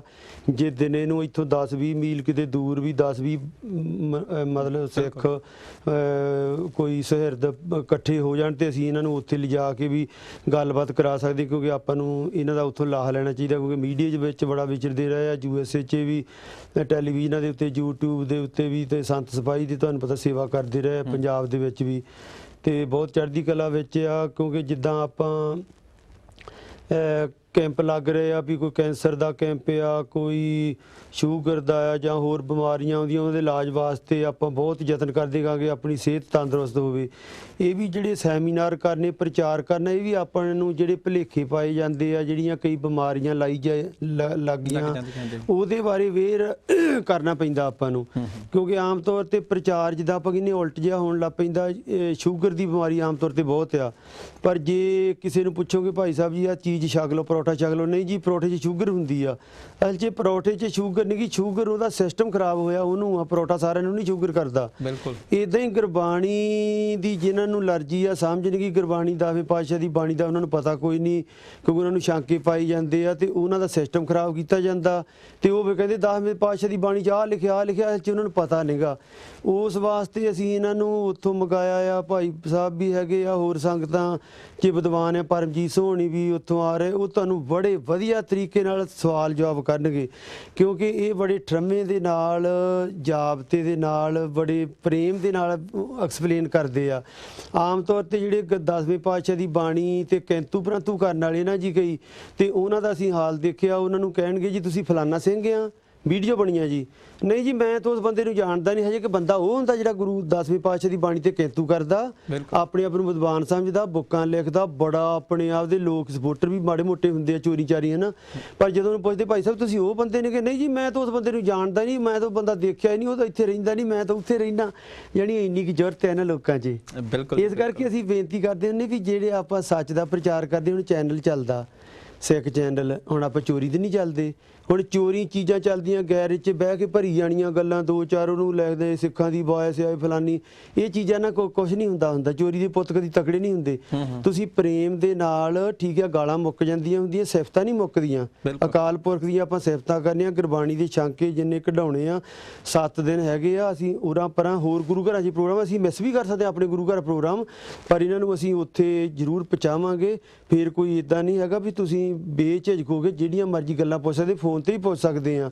ਇਹਨਾਂ ਨੂੰ ਇਸੇ ਕਰਕੇ ਸੱਦਿਆ ਗਿਆ। ਇਹ ਤੇ ਇੰਨੇ ਖੁਸ਼ ਸੀ ਜਦੋਂ ਆਏ, ਕਹਿੰਦੇ ਟੈਲੀਵਿਜ਼ਨ ਤੇ ਜਾਣਾ, ਉੱਥੇ ਕਹਿੰਦੇ ਜਿਹੜੇ ਕਈ ਗੁਰਬਾਣੀ ਦਾ ਵਿਰੋਧ ਕਰਦੇ ਆ ਉਹ ਵੀ ਉੱਥੇ ਆਉਣੇ ਚਾਹੀਦੇ। ਅਸੀਂ ਕਿਹਾ ਵੀ ਇਦਾਂ ਆਉਂਦੇ ਨਿਗੇ ਹੈਗੇ ਤਾਂ ਹੈ, ਵਿਚੋਰੀ ਚਾਰੀ ਹੁੰਦੇ ਆ, ਗੈਰਜਾਂ 'ਚ ਬਹਿੰਦੇ ਹੁੰਦੇ, ਉਦਾਂ ਬਾਹਲੇ ਨਹੀਂ ਆਉਂਦੇ ਸਾਹਮਣੇ। ਅਸੀਂ ਕਿਹਾ ਜੇ ਆਉਣ ਤਾਂ ਕਹਿੰਦੇ ਵੀ ਆਉਣੇ ਚਾਹੀਦੇ, ਤਾਂ ਆਮ ਤੌਰ ਤੇ ਕਹਿੰਦੇ ਸਾਡਾ ਤਾਂ ਉਹਨਾਂ ਨਾਲ ਹੀ ਵਧੀਆ ਹੁੰਦਾ, ਵੀ ਸੋਹਣੀ ਲੱਗਦੀ ਗੱਲ ਜਰਾ ਮੁਕਾਬਲਾ। ਥੋੜਾ ਜਿਹਾ ਵਿੱਚ ਕਲੀਅਰ ਕਰਦੇ ਆ, ਮੇਰਾ ਇਹ ਮਨਸ਼ਾ ਕਦੀ ਵੀ ਨਹੀਂ, ਹਾਂਜੀ, ਕਿਉਂਕਿ ਗੁਰੂ ਨਾਨਕ ਪਾਤਸ਼ਾਹ ਨੇ ਸ਼ੁਰੂ ਤੋਂ ਹੀ, ਅਗਰ ਤੁਸੀਂ ਦੇਖੋਗੇ, ਸਾਰੀ ਥਾਂ ਗਏ ਆ, ਸਾਰੇ ਜੀਵਨ ਕਾਲ। ਇਸ ਤੋਂ ਪਹਿਲਾਂ ਗੁਰੂ ਨਾਨਕ ਸਾਹਿਬ ਤੋਂ ਪਹਿਲਾਂ ਭਾਰਤ ਦੀ ਸੰਸਕ੍ਰਿਤੀ ਦੇ ਵਿੱਚ ਦੋ ਚੀਜ਼ਾਂ ਸੀ। ਬਿਲਕੁਲ, ਇੱਕ ਸੀ ਸਮਝੌਤਾਵਾਦ, ਇੱਕ ਸੀ ਸ਼ਾਸਤਰਾਰਥ। ਸ਼ਾਸਤਰਾਰਥ ਜਦੋਂ ਕੀਤਾ ਜਾਂਦਾ ਸੀ, ਅਗਲੇ ਦੇ ਕੱਪੜੇ ਲਾ ਲਏ ਜਾਂਦੇ ਸੀ, ਅਗਲੇ ਦਾ ਝੰਡਾ ਲੈ ਲਿਆ ਜਾਂਦਾ ਸੀਗਾ, ਅਗਲੇ ਨੂੰ ਆਪਣੇ ਉਹਦੇ 'ਚ ਸ਼ਾਮਿਲ ਕਰ ਲਿਆ ਜਾਂਦਾ ਸੀ। ਪੂਰੇ ਜੀਵਨ ਕਾਲ ਵਿੱਚ ਗੁਰੂ ਨਾਨਕ ਸਾਹਿਬ ਨੇ ਕਿਧਰੇ ਵੀ ਸ਼ਾਸਤਰਾਰਥ ਨਹੀਂ ਕੀਤਾ। ਸ਼ਾਸਤਰਾਰਥ ਡਿਬੇਟ ਹੈ, ਬਹਿਸ ਹੈ। ਡਿਬੇਟ ਵਿੱਚ ਕਿਸੇ ਨੂੰ ਹਰਾਉਣ ਦੀ ਔਰ ਜਿੱਤਣ ਦੀ ਮਨਸ਼ਾ ਹੁੰਦੀ ਹੈ। ਗੁਰੂ ਸਾਹਿਬ ਨੇ ਕਿਧਰੇ ਡਿਬੇਟ ਨਹੀਂ ਕੀਤੀ, ਕਿਧਰੇ ਸ਼ਾਸਤਰਾਰਥ ਨਹੀਂ ਕੀਤਾ, ਬਲਕਿ ਜਨਮ ਸਾਖੀ ਤਾਂ ਬੜੀ ਪਿਆਰੀ ਗੱਲ ਲਿਖੀ ਹੈ ਕਿ ਜਦੋਂ ਸੁਮੇਰ ਪਰਬਤ ਤੇ ਗਏ ਹੈ ਤੇ ਇੱਕ ਜੋਗੀ ਬੜਾ ਝੂਮਦਾ ਝਾਮਦਾ ਗੁਰੂ ਸਾਹਿਬ ਵੱਲ ਵਧਿਆ, ਤਾਂ ਉਸ ਵੇਲੇ ਭਾਈ ਮਰਦਾਨਾ ਕਹਿੰਦੇ ਹੈ ਬਾਬਾ ਇਹਦੇ ਨਾਲ 2 ਹੱਥ ਕਰਾਂ। ਗੁਰੂ ਸਾਹਿਬ ਕਹਿੰਦੇ ਇੱਥੇ ਅਸੀਂ ਕੁਸ਼ਤੀ ਕਰਨ ਨਹੀਂ ਆਏ, ਗੋਸ਼ਟੀ ਕਰਨ ਆਏ ਆ। ਸੋ ਗੁਰੂ ਸਾਹਿਬ ਨੇ ਸਿੱਧ ਗੋਸ਼ਟ ਕੀਤੀ ਹੈ। ਔਰ ਉਹਦੇ ਵਿੱਚ ਵੀ ਜਦੋਂ ਇੱਕ ਸਿੱਧ ਨੇ ਪੁੱਛਿਆ ਕਿ ਰੱਬ ਨੂੰ ਕਿੱਦਾਂ ਪਾਈਏ, ਹੁਣ ਸਵਾਲ ਬੜਾ ਸਿੰਪਲ ਹੈ, ਗੁਰੂ ਸਾਹਿਬ ਨੇ ਨਹੀਂ ਜਵਾਬ ਦਿੱਤਾ। ਉਹਨਾਂ ਨੇ ਕੀ ਕਿਹਾ? ਆਪੇ ਆਖੇ ਆਪੇ ਸਮਝੇ ਤਿਸ ਕਿਆ ਉੱਤਰ ਦੀਜੇ, ਸਾਚ ਕਹੋ ਤੁਮ ਬੈਸ ਗਰਾਮੀ ਤੁਝ ਕਿਆ ਬਾਸਨ ਦੀਜੇ। ਸੋ ਇਹ ਗੱਲ ਉਹਨਾਂ ਨੇ ਬਹਿਸ ਨਹੀਂ ਕੀਤੀ, ਸ਼ਾਸਤਰ ਹਾਂ ਗੋਸ਼ਟੀ ਕੀਤੀ। ਗੱਲਬਾਤ ਕਰਨੀ ਹੋਰ ਹੁੰਦੀ ਹੈ, ਪਰ ਗੱਲਬਾਤ ਮੈਂ ਇੱਕ ਵਾਰ ਬਹੁਤ ਸਪਸ਼ਟ ਕਰ ਦਿਆਂ ਕਿ ਕੱਲ ਨੂੰ ਡੇਰਾ ਸਿਰਸਾ ਵਾਲਾ ਕਵੇ ਜੀ ਮੇਰੇ ਤੇ ਬਹਿਸ ਕਰੋ, ਨਿਰੰਕਾਰੀ ਕਹਿਣ ਬਹਿਸ ਕਰੋ, ਜਾਂ ਕੋਈ ਹੋਰ ਕਹਿਣ, ਜਿਹੜੇ ਗੁਰੂ ਗ੍ਰੰਥ ਸਾਹਿਬ ਦੇ ਉੱਤੇ ਮੰਨਦੇ ਨਹੀਂ, ਉਹਦੇ ਤੇ ਵਿਸ਼ਵਾਸ ਨਹੀਂ ਕਰਦੇ ਕਿ ਤੁਸੀਂ ਸਾਬਤ ਕਰੋ ਗੁਰੂ ਗ੍ਰੰਥ ਸਾਹਿਬ ਗੁਰੂ ਹੈ, ਤਾਂ ਗੁਰੂ ਸਾਹਿਬ ਨੇ ਕਦੀ ਵੀ ਬਹਿਸ ਦਾ ਇਜਾਜ਼ਤ ਨਹੀਂ ਦੇਣਗੇ। ਠੀਕ ਹੈ ਨਾ, ਉਹ ਬਿਲਕੁਲ ਕਦੀ ਨਹੀਂ, ਬਹਿਸ ਨਹੀਂ ਹੁੰਦੀ। ਹਾਂ ਕੋਈ ਵਿਚਾਰ ਵਟਾਂਦਰਾ ਹੈ, ਕਿਛ ਸੁਣੀਏ ਕਿਛ ਕਹੀਏ, ਕੁਛ ਉਹਦੇ ਵਿੱਚੋਂ ਜਿਹਦੇ ਚੋਂ ਮੈਂ ਸਿੱਖ ਸਕਾਂ, ਉਹ ਗੱਲਬਾਤ ਜਿਹੜੀ ਹੈ ਲਾਹੇਵੰਦ ਆ, ਉਹ ਕਰਨੀ ਵੀ ਚਾਹੀਦੀ ਹੈ। ਬਹਿਸ ਜਿਹੜੀ ਹੈ ਉਹਦੇ 'ਚ ਤਾਂ ਕੁਛ ਨਹੀਂ ਲੱਭਣਾ, ਉਹ ਤੇ ਬਿਲਕੁਲ ਜੀ ਬਿਲਕੁਲ ਸਮਾਂ ਖਰਾਬ ਕਰ। ਇਹ ਕਿਉਂਕਿ ਤੁਹਾਡੀ ਜਿਹੜੀ ਹੈਗੀ ਆ, ਤੁਹਾਡੀ ਗੱਲਾਂ ਵੀ ਮੰਨਣੀ ਪੈਣੀ ਹੈ, ਤੇ ਸਿੱਖ ਚੈਨਲ ਕਿਉਂਕਿ ਤੁਹਾਡੀਆਂ ਦੁਆਵਾਂ ਤੁਹਾਡੇ ਆਸ਼ੀਰਵਾਦ ਨਾਲ ਹੀ ਚੱਲਦਾ ਹੈ, ਤੇ ਗੱਲਾਂ ਦਾ ਸਿਲਸਿਲਾ ਇਸ ਤਰ੍ਹਾਂ ਜਾਰੀ ਰੱਖਦੇ ਆ। ਇਹ ਆਪਣੀ ਭਾਈ ਸਾਹਿਬ ਜੀ ਜਿਹੜੀ ਗੱਲ ਵਿੱਚੇ ਰਹਿ ਗਈ ਸੀ, ਉਸ ਨੂੰ ਦੁਬਾਰਾ ਜੀ ਹਾਂਜੀ ਕਿਹੜਾ ਸਵਾਲ ਸੀ, ਮੈਂ ਤਾਂ ਭੁੱਲ ਗਿਆ। ਇਹ ਜਿਹੜੇ ਗੁਰੂ ਗੋਬਿੰਦ ਸਿੰਘ ਮਹਾਰਾਜ ਜੀ ਦੀ ਸਿੱਖ ਕੌਮ ਨੂੰ ਜਿਹੜੀ ਕਿਹੜੀ ਦੇਣ ਹੈ? ਗੱਲ ਇਹ ਕਿ ਦੇਣ ਤਾਂ ਸਾਰੀ ਗੁਰੂ ਨਾਨਕ ਪਾਤਸ਼ਾਹ ਦੀ ਹੈ। ਹਾਂਜੀ, ਗੁਰੂ ਨਾਨਕ ਪਾਤਸ਼ਾਹ ਦੀ ਦੇਣ ਹੈ, ਕਿਉਂਕਿ ਜਿਹੜਾ ਮਿਸ਼ਨ ਗੁਰੂ ਨਾਨਕ ਪਾਤਸ਼ਾਹ ਨੇ ਆਰੰਭਿਆ, ਉਹਦੇ ਵਿੱਚ ਸਾਰੇ ਗੁਰੂ ਸਾਹਿਬਾਨ ਨੇ, ਸਾਰੀਆਂ ਪਾਤਸ਼ਾਹੀਆਂ ਨੇ ਉਹਦੇ 'ਚ ਆਪਣਾ ਯੋਗਦਾਨ ਪਾਇਆ। ਔਰ ਉਸ ਦੇ ਵਿੱਚ ਉਹ ਸਿਲਸਿਲਾ ਜਿਹੜਾ ਹੈ ਸਾਰੇ ਗੁਰੂ ਸਾਹਿਬਾਨ, ਕਿਉਂਕਿ ਥੋੜਾ ਜਿਹਾ ਸਬਜੈਕਟ ਬਹੁਤ ਲੰਬਾ ਹੋ ਜਾਏਗਾ, ਉਹ ਫਿਰ ਤੁਹਾਡੇ ਨਾਲ ਜ਼ਰੂਰ ਕਿਸੇ ਵੇਲੇ ਕਰਾਂਗੇ ਕਿ ਦਰਅਸਲ ਗੁਰੂ ਨਾਨਕ ਪਾਤਸ਼ਾਹ ਕੋਈ ਆਮ ਇਨਸਾਨ ਨਹੀਂ ਸਨ। ਹਰ ਧਰਮ ਦਾ ਇੱਕ ਰੂਹਾਨੀਅਤ ਪੱਖ ਹੁੰਦੀ ਹੈ, ਮਿਸਟਿਸਿਜ਼ਮ ਹੁੰਦਾ ਹੈ। ਮਿਸਟਿਸਿਜ਼ਮ ਉਹੀ ਹੁੰਦਾ ਜਿਹੜੀ ਚੀਜ਼ ਸਮਝ ਨਾ ਆਏ। ਬਚਿੱਤਰ ਨਾਟਕ ਹੀ ਮਿਸਟਿਸਿਜ਼ਮ ਹੈ, ਬਚਿੱਤਰ ਹੋਣਾ ਹੀ ਮਿਸਟਿਸਿਜ਼ਮ ਹੈ। ਸੋ ਗੁਰੂ ਨਾਨਕ ਸਾਹਿਬ ਜਿਹੜੇ ਹਨ, ਉਹ ਆਪ ਨਾਰਾਇਣ ਕਲਾਤਾਰ ਜਗ ਮਹਿ ਪਰਵਰਿਓ, ਅਕਾਲ ਪੁਰਖ ਦੀ ਆਪਣੀ ਜੋਤ ਜਿਹੜੀ ਹੈ ਗੁਰੂ ਨਾਨਕ ਪਾਤਸ਼ਾਹ ਦੇ ਸਰੀਰ ਦੇ ਵਿੱਚ ਪਰਾ ਰੂਪ ਵਿੱਚ ਆਈ, ਪਸ਼ਯੰਤੀ ਔਰ ਮਧਮਾ ਰੂਪ ਵਿੱਚ ਹੋ ਕੇ ਬੈਖਰੀ ਰੂਪ ਵਿੱਚ ਬਾਣੀ ਦੇ ਰੂਪ ਵਿੱਚ ਆਈ। ਔਰ ਉਹ ਬਾਣੀ ਦੇ ਰੂਪ ਵਿੱਚ ਜਿਹੜੀ ਹੈ ਹਰ ਹਰ ਨਾਮ ਔਖਦ ਮੁਖ ਦੀਆ, ਜਿਹੜੀ ਉਹ ਬਾਣੀ ਜਿਹੜੀ ਸਿੱਖਾਂ ਦੇ ਮੂੰਹ ਵਿੱਚ ਪਾਈ ਗੁਰੂ ਨਾਨਕ ਪਾਤਸ਼ਾਹ ਨੇ। ਮੈਂ ਥੋੜਾ ਜਿਹਾ ਬਹੁਤ ਬਰੀਫਲੀ ਕਰਾਂਗਾ, ਲੰਬਾ ਸਬਜੈਕਟ ਹੈ। ਉਹਨਾਂ ਨੇ ਜਿਹੜੀ ਗੁਰਸਿੱਖਾਂ ਦੇ ਮੂੰਹ ਵਿੱਚ ਪਾਈ, ਔਰ ਉਹ ਬਾਣੀ ਜਿਹੜੀ ਹੈ ਜਦੋਂ ਸਿੱਖਾਂ ਦੇ ਮੂੰਹ ਚੋਂ ਨਿਕਲੀ, ਔਰ ਉਹ ਜਿਹੜੀ ਬਾਣੀ ਗੁਰੂ ਨਾਨਕ ਪਾਤਸ਼ਾਹ ਦੇ ਮੂੰਹ ਚੋਂ ਨਿਕਲੀ, ਵਾਹੋ ਵਾਹੋ ਬਾਣੀ ਨਿਰੰਕਾਰ ਹੈ। ਸਿੱਖਾਂ ਦੇ ਮੂੰਹ ਚੋਂ ਵੀ ਨਿਕਲੀ, ਵਾਹੋ ਵਾਹ ਬਾਣੀ ਨਿਰੰਕਾਰ ਹੈ। ਪਰ ਸਿੱਖ ਦਾ ਸਰੀਰ ਸਿੱਖ ਹੈ, ਗੁਰੂ ਨਹੀਂ ਹੈ। ਗੁਰੂ ਨਾਨਕ ਸਾਹਿਬ ਗੁਰੂ ਵੀ ਸਨ। ਉਹ ਜਿਹੜੀ ਜੋਤ ਬਾਣੀ ਰੂਪ ਹੋ ਕੇ, ਸ਼ਬਦ ਰੂਪ ਹੋ ਕੇ ਗੁਰੂ ਨਾਨਕ ਪਾਤਸ਼ਾਹ ਦੇ ਸਰੀਰ ਵਿੱਚ ਆਈ, ਉਹ ਜੋਤ ਗੁਰੂ ਨਾਨਕ ਸਾਹਿਬ ਨੇ ਗੁਰੂ ਅੰਗਦ ਦੇਵ ਜੀ ਵਿੱਚ ਰੱਖੀ, ਗੁਰੂ ਅੰਗਦ ਦੇਵ ਪਾਤਸ਼ਾਹ ਨੇ ਗੁਰੂ ਅਮਰਦਾਸ ਜੀ ਰੱਖੀ, ਔਰ ਇਹ ਹੁੰਦਿਆਂ ਹੁੰਦਿਆਂ ਗੁਰੂ ਗੋਬਿੰਦ ਸਿੰਘ ਸਾਹਿਬ ਤੱਕ ਆਈ। ਗੁਰੂ ਗੋਬਿੰਦ ਸਿੰਘ ਸਾਹਿਬ ਨੇ ਉਹ ਜੋਤ ਸਾਹਿਬ ਸ੍ਰੀ ਗੁਰੂ ਗ੍ਰੰਥ ਸਾਹਿਬ ਵਿੱਚ ਟਿਕਾਈ। ਇਹ ਮਿਸਟਿਸਿਜ਼ਮ ਦਾ ਇੱਕ ਬੜਾ ਕਮਾਲ ਦਾ ਐਗਜ਼ਾਮਪਲ ਹੈ ਕਿ ਕਿਵੇਂ ਗੁਰੂ ਨਾਨਕ ਸਾਹਿਬ ਦੇ ਅੰਦਰ ਜਿਹੜੀ ਜੋਤ ਸੀ, ਉਹੀ ਜੋਤ ਗੁਰੂ ਗੋਬਿੰਦ ਸਿੰਘ ਸਾਹਿਬ ਦੀ ਹੈ। ਗੁਰੂ ਸਾਹਿਬ ਨੇ ਖੁਦ ਵੀ ਕਿਹਾ, ਪਿੰਨ ਪਿੰਨ ਸਭੂ ਕਰ ਜਾਨਾ, ਏਕ ਰੂਪ ਕਿਨਹੂ ਪਹਿਚਾਨਾ, ਜਿਨ ਜਾਨਾ ਤਿਨ ਹੀ ਸਿਧ ਪਾਈ, ਬਿਨ ਸਮਝੇ ਕਿਛ ਹਾਥ ਨਾ ਆਈ। ਜਿਹੜੇ ਬੰਦੇ ਗੁਰੂ ਨਾਨਕ ਪਾਤਸ਼ਾਹ ਤੇ ਗੁਰੂ ਗੋਬਿੰਦ ਸਿੰਘ ਸਾਹਿਬ ਦੇ ਵਿੱਚ ਫਰਕ ਮਹਿਸੂਸ ਕਰਦੇ ਆ, ਉਹ ਇਸ ਰਮਜ਼ ਨੂੰ ਨਹੀਂ ਪਹਿਚਾਣ ਸਕਣਗੇ। ਹਮੂ ਗੁਰੂ ਗੋਬਿੰਦ ਸਿੰਘ ਹਮੂ ਨਾਨਕ ਅਸਤ, ਹਮੂ ਰਤਨ ਜੋਹਰ ਹਮੂ ਮਾਣਕ ਅਸਤ, ਮੈਂ ਹੀ ਨਾਨਕ ਹਾਂ ਮੈਂ ਹੀ ਗੋਬਿੰਦ ਹਾਂ। ਗੁਰੂ ਨਾਨਕ ਪਾਤਸ਼ਾਹ ਦੇ ਸਰੂਪ ਦਾ ਗੁਰੂ ਗੋਬਿੰਦ ਸਿੰਘ ਸਾਹਿਬ ਦੇ ਰੂਪ ਵਿੱਚ ਦਰਸ਼ਨ ਕਰਨਾ, ਸਮਝਣਾ ਬੜਾ ਔਖਾ ਹੈ, ਖੇਡ ਕਠਨ ਹੈ। ਸਮਰੱਥ ਰਾਮਦਾਸ ਨੇ ਵੀ ਜਦੋਂ ਗੁਰੂ ਹਰਗੋਬਿੰਦ ਪਾਤਸ਼ਾਹ ਦੇ ਕੋਲ ਆਇਆ, ਸ਼ਿਵਾ ਜੀ ਦਾ ਗੁਰੂ ਸੀ, ਜਦੋਂ ਗੁਰੂ ਹਰਗੋਬਿੰਦ ਸਾਹਿਬ ਦਾ ਉਹ ਸ਼ਸਤਰਧਾਰੀ ਸਰੂਪ ਵੇਖਿਆ, ਉਹਨਾਂ ਦੇ ਸਪੁੱਤਰ ਖੜੇ ਹੈ, ਹੱਥ ਕਮਰ ਵਿੱਚ ਪਿਸਤੌਲ ਹੈ, ਉਹਨਾਂ ਦੇ ਤੀਰ ਕਮਾਨ ਹੈ, 2 ਤਲਵਾਰਾਂ ਬੱਧੀਆਂ ਹੋਈਆਂ, 2 ਕਿਰਪਾਨਾਂ ਹੈਗੀਆਂ। ਉਹ ਬੜਾ ਹੈਰਾਨ ਹੋਇਆ। ਉਹ ਕਹਿ ਦਿੱਤਾ ਉਸਨੇ, ਇਹ ਗੁਰੂ ਨਾਨਕ ਦੀ ਗੱਦੀ ਤੇ ਕਿਸੇ ਨੇ ਜ਼ਬਰਦਸਤੀ ਕਬਜ਼ਾ ਕੀਤਾ, ਇਹ ਗੁਰੂ ਨਾਨਕ ਨਹੀਂ ਹੋ ਸਕਦਾ। ਉਸ ਵੇਲੇ ਗੁਰੂ ਸਾਹਿਬ ਨੇ ਸਮਝਾਇਆ ਸੀ, ਸ਼ਸਤਰ ਉਹਨਾਂ ਨੇ ਕਿਹਾ ਸੀ, ਔਰਤ ਈਮਾਨ ਦੌਲਤ ਗੁਜ਼ਰਾਨ, ਪੁੱਤਰ ਨਿਸ਼ਾਨ, ਸ਼ਸਤਰ ਗਰੀਬ ਕੀ ਰਕਸ਼ਾ ਜਰਵਾਣੇ ਕੀ ਬਖਸ਼ਾ। ਇਹ ਜਿਹੜੀ ਕਿਰਪਾਨ ਨੂੰ ਸ੍ਰੀ ਸਾਹਿਬ ਨੂੰ ਪ੍ਰੇਮ ਦਾ ਚਿੰਨ੍ਹ ਮੰਨਣਾ, ਇਹ ਖੇਡ ਕਠਨ ਹੈ, ਜਿਸ ਨੂੰ ਪ੍ਰੋਫੈਸਰ ਪੂਰਨ ਸਿੰਘ ਨੇ ਬਹੁਤ ਸੋਹਣਾ ਕਿਹਾ। ਕਹਿੰਦੇ, ਕਲਗੀਆਂ ਵਾਲੇ, ਮੇਰੀ ਬੁੱਧੀ ਤਾਂ ਇੱਕ ਬੱਕਰੇ ਦੀ ਬੁੱਧੀ ਹੈ। ਇੱਕ ਬੱਕਰੇ ਦੇ ਅੱਗੇ ਕੋਈ ਨੰਗੀ ਤਲਵਾਰ ਲੈ ਕੇ ਖੜਾ ਹੋ ਜਾਏ, ਕੀ ਉਹਦੀ ਸੁੱਧ-ਬੁੱਧ ਕਾਇਮ ਰਹੇਗੀ? ਉਹ ਸੁੱਧ-ਬੁੱਧ ਕਾਇਮ ਰੱਖ ਸਕੇਗਾ? ਕਹਿੰਦੇ, ਪਰ ਮੈਨੂੰ ਹੁਣ ਸਮਝ ਆਈ ਹੈ, ਜਿਹੜੀ ਗੱਲ ਗੁਰੂ ਨਾਨਕ ਪਾਤਸ਼ਾਹ ਨੇ ਕਹੀ ਸੀ, ਜੋ ਤੋ ਪ੍ਰੇਮ ਖੇਲਣ ਕਾ ਚਾਓ, ਸਿਰ ਧਰ ਤਲੀ ਗਲੀ ਮੇਰੀ ਆਓ, ਇਹ ਗੁਰੂ ਨਾਨਕ ਪਾਤਸ਼ਾਹ ਦਾ। ਅੱਜ ਤੂੰ ਨੰਗੀ ਤਲਵਾਰ ਲੈ ਕੇ ਬਿਲਕੁਲ ਇਹੀ ਗੱਲ ਕਰ ਰਿਹਾ ਕਿ ਜੇ ਤੁਸੀਂ ਪਿਆਰੇ ਬਣਨਾ, ਜੇ ਤੁਸੀਂ ਆਸ਼ਕ ਬਣਨਾ, ਜੇ ਤੁਸੀਂ ਪਿਆਰੇ ਅਖਵਾਣਾ, ਫਿਰ ਆਪਣਾ ਸਿਰ ਦੇ ਦਿਓ। ਇਹ ਜਿਹੜੀ ਖੇਡ ਹੈ ਕਿ ਉਸ ਰੂਪ ਨੂੰ ਉਸ ਰੂਪ ਵਿੱਚ, ਬਹੁਤ ਸੋਹਣਾ ਕਹਿੰਦੇ ਆ ਕਿ ਜਦੋਂ ਇੱਕ ਆਸ਼ਕ ਤੇ ਮਾਸ਼ੂਕ ਇੱਕੋ ਛੁਰੀ ਨਾਲ ਆਪਣੇ ਆਪ ਨੂੰ ਖਤਮ ਕਰਨ ਲਈ ਤਿਆਰ ਹੋ ਜਾਣ, ਇਹ ਇਸ਼ਕ ਦਾ ਕਲਾਈਮੈਕਸ ਹੈ, ਇਹ ਇਸ਼ਕ ਦੀ ਇੰਤਹਾ ਹੈ। ਜਿਹੜਾ ਮੈਸੇਜ ਗੁਰੂ ਨਾਨਕ ਪਾਤਸ਼ਾਹ ਨੇ ਦਿੱਤਾ ਕਿ ਜੋ ਤੋ ਪ੍ਰੇਮ ਖੇਲਣ ਕਾ ਚਾਓ, ਸਿਰ ਧਰ ਤਲੀ ਗਲੀ ਮੇਰੀ ਆਓ, ਇਹ ਗੱਲ ਜਿਹੜੀ ਗੁਰੂ ਅਰਜਨ ਦੇਵ ਜੀ ਨੇ ਕਹੀ, ਪਹਿਲਾ ਮਰਨ ਕਬੂਲ ਜੀਵਨ ਕੀ ਛੱਡ ਆਸ। ਜਦੋਂ ਗੁਰੂ ਗੋਬਿੰਦ ਸਿੰਘ ਸਾਹਿਬ ਕਹਿ ਰਹੇ ਹੈ ਕਿ ਜੇ ਤੁਸੀਂ ਪਿਆਰੇ ਬਣਨਾ, ਜੇ ਤੁਸੀਂ ਆਸ਼ਿਕ ਬਣਨਾ, ਤੇ ਫਿਰ ਤੁਸੀਂ ਸਿਰ ਹਥੇਲੀ ਤੇ ਰੱਖ ਕੇ ਆ ਜਾਓ। ਇਹ ਜਿਹੜੀ ਖੇਡ ਹੈ, ਇਹ ਗੁਰੂ ਗੋਬਿੰਦ ਸਿੰਘ ਸਾਹਿਬ ਦੀ ਹੈ। ਉਹਨਾਂ ਨੇ ਸੰਪੂਰਨਤਾ ਕੀਤੀ ਹੈ। ਸੰਪੂਰਨਤਾ ਜਿੱਥੇ ਹੋ ਜਾਏ, ਉਹਦੇ ਵਿੱਚੋਂ ਫਿਰ ਕੋਈ ਚੀਜ਼ ਕੱਟੀ ਨਹੀਂ ਜਾ ਸਕਦੀ, ਕੋਈ ਉਹਨੂੰ ਤਬਦੀਲ ਨਹੀਂ ਕਰ ਸਕਦਾ। ਸਮਝਿਆ ਜਾ ਸਕਦਾ ਹੈ, ਪਰ ਸਮਝਣ ਲਈ ਉਹਦੀ ਬਖਸ਼ਿਸ਼ ਵੀ ਚਾਹੀਦੀ ਹੈ, ਉਹਦੀ ਕਿਰਪਾ ਵੀ ਚਾਹੀਦੀ ਹੈ। ਦੁਨਿਆਵੀ ਚੀਜ਼ਾਂ ਦੀ ਪੜ੍ਹਾਈ ਨਾਲ ਜਾਂ ਆਮ ਅੱਖਰੀ ਅਰਥਾਂ ਨਾਲ ਨਹੀਂ ਸਮਝਾ।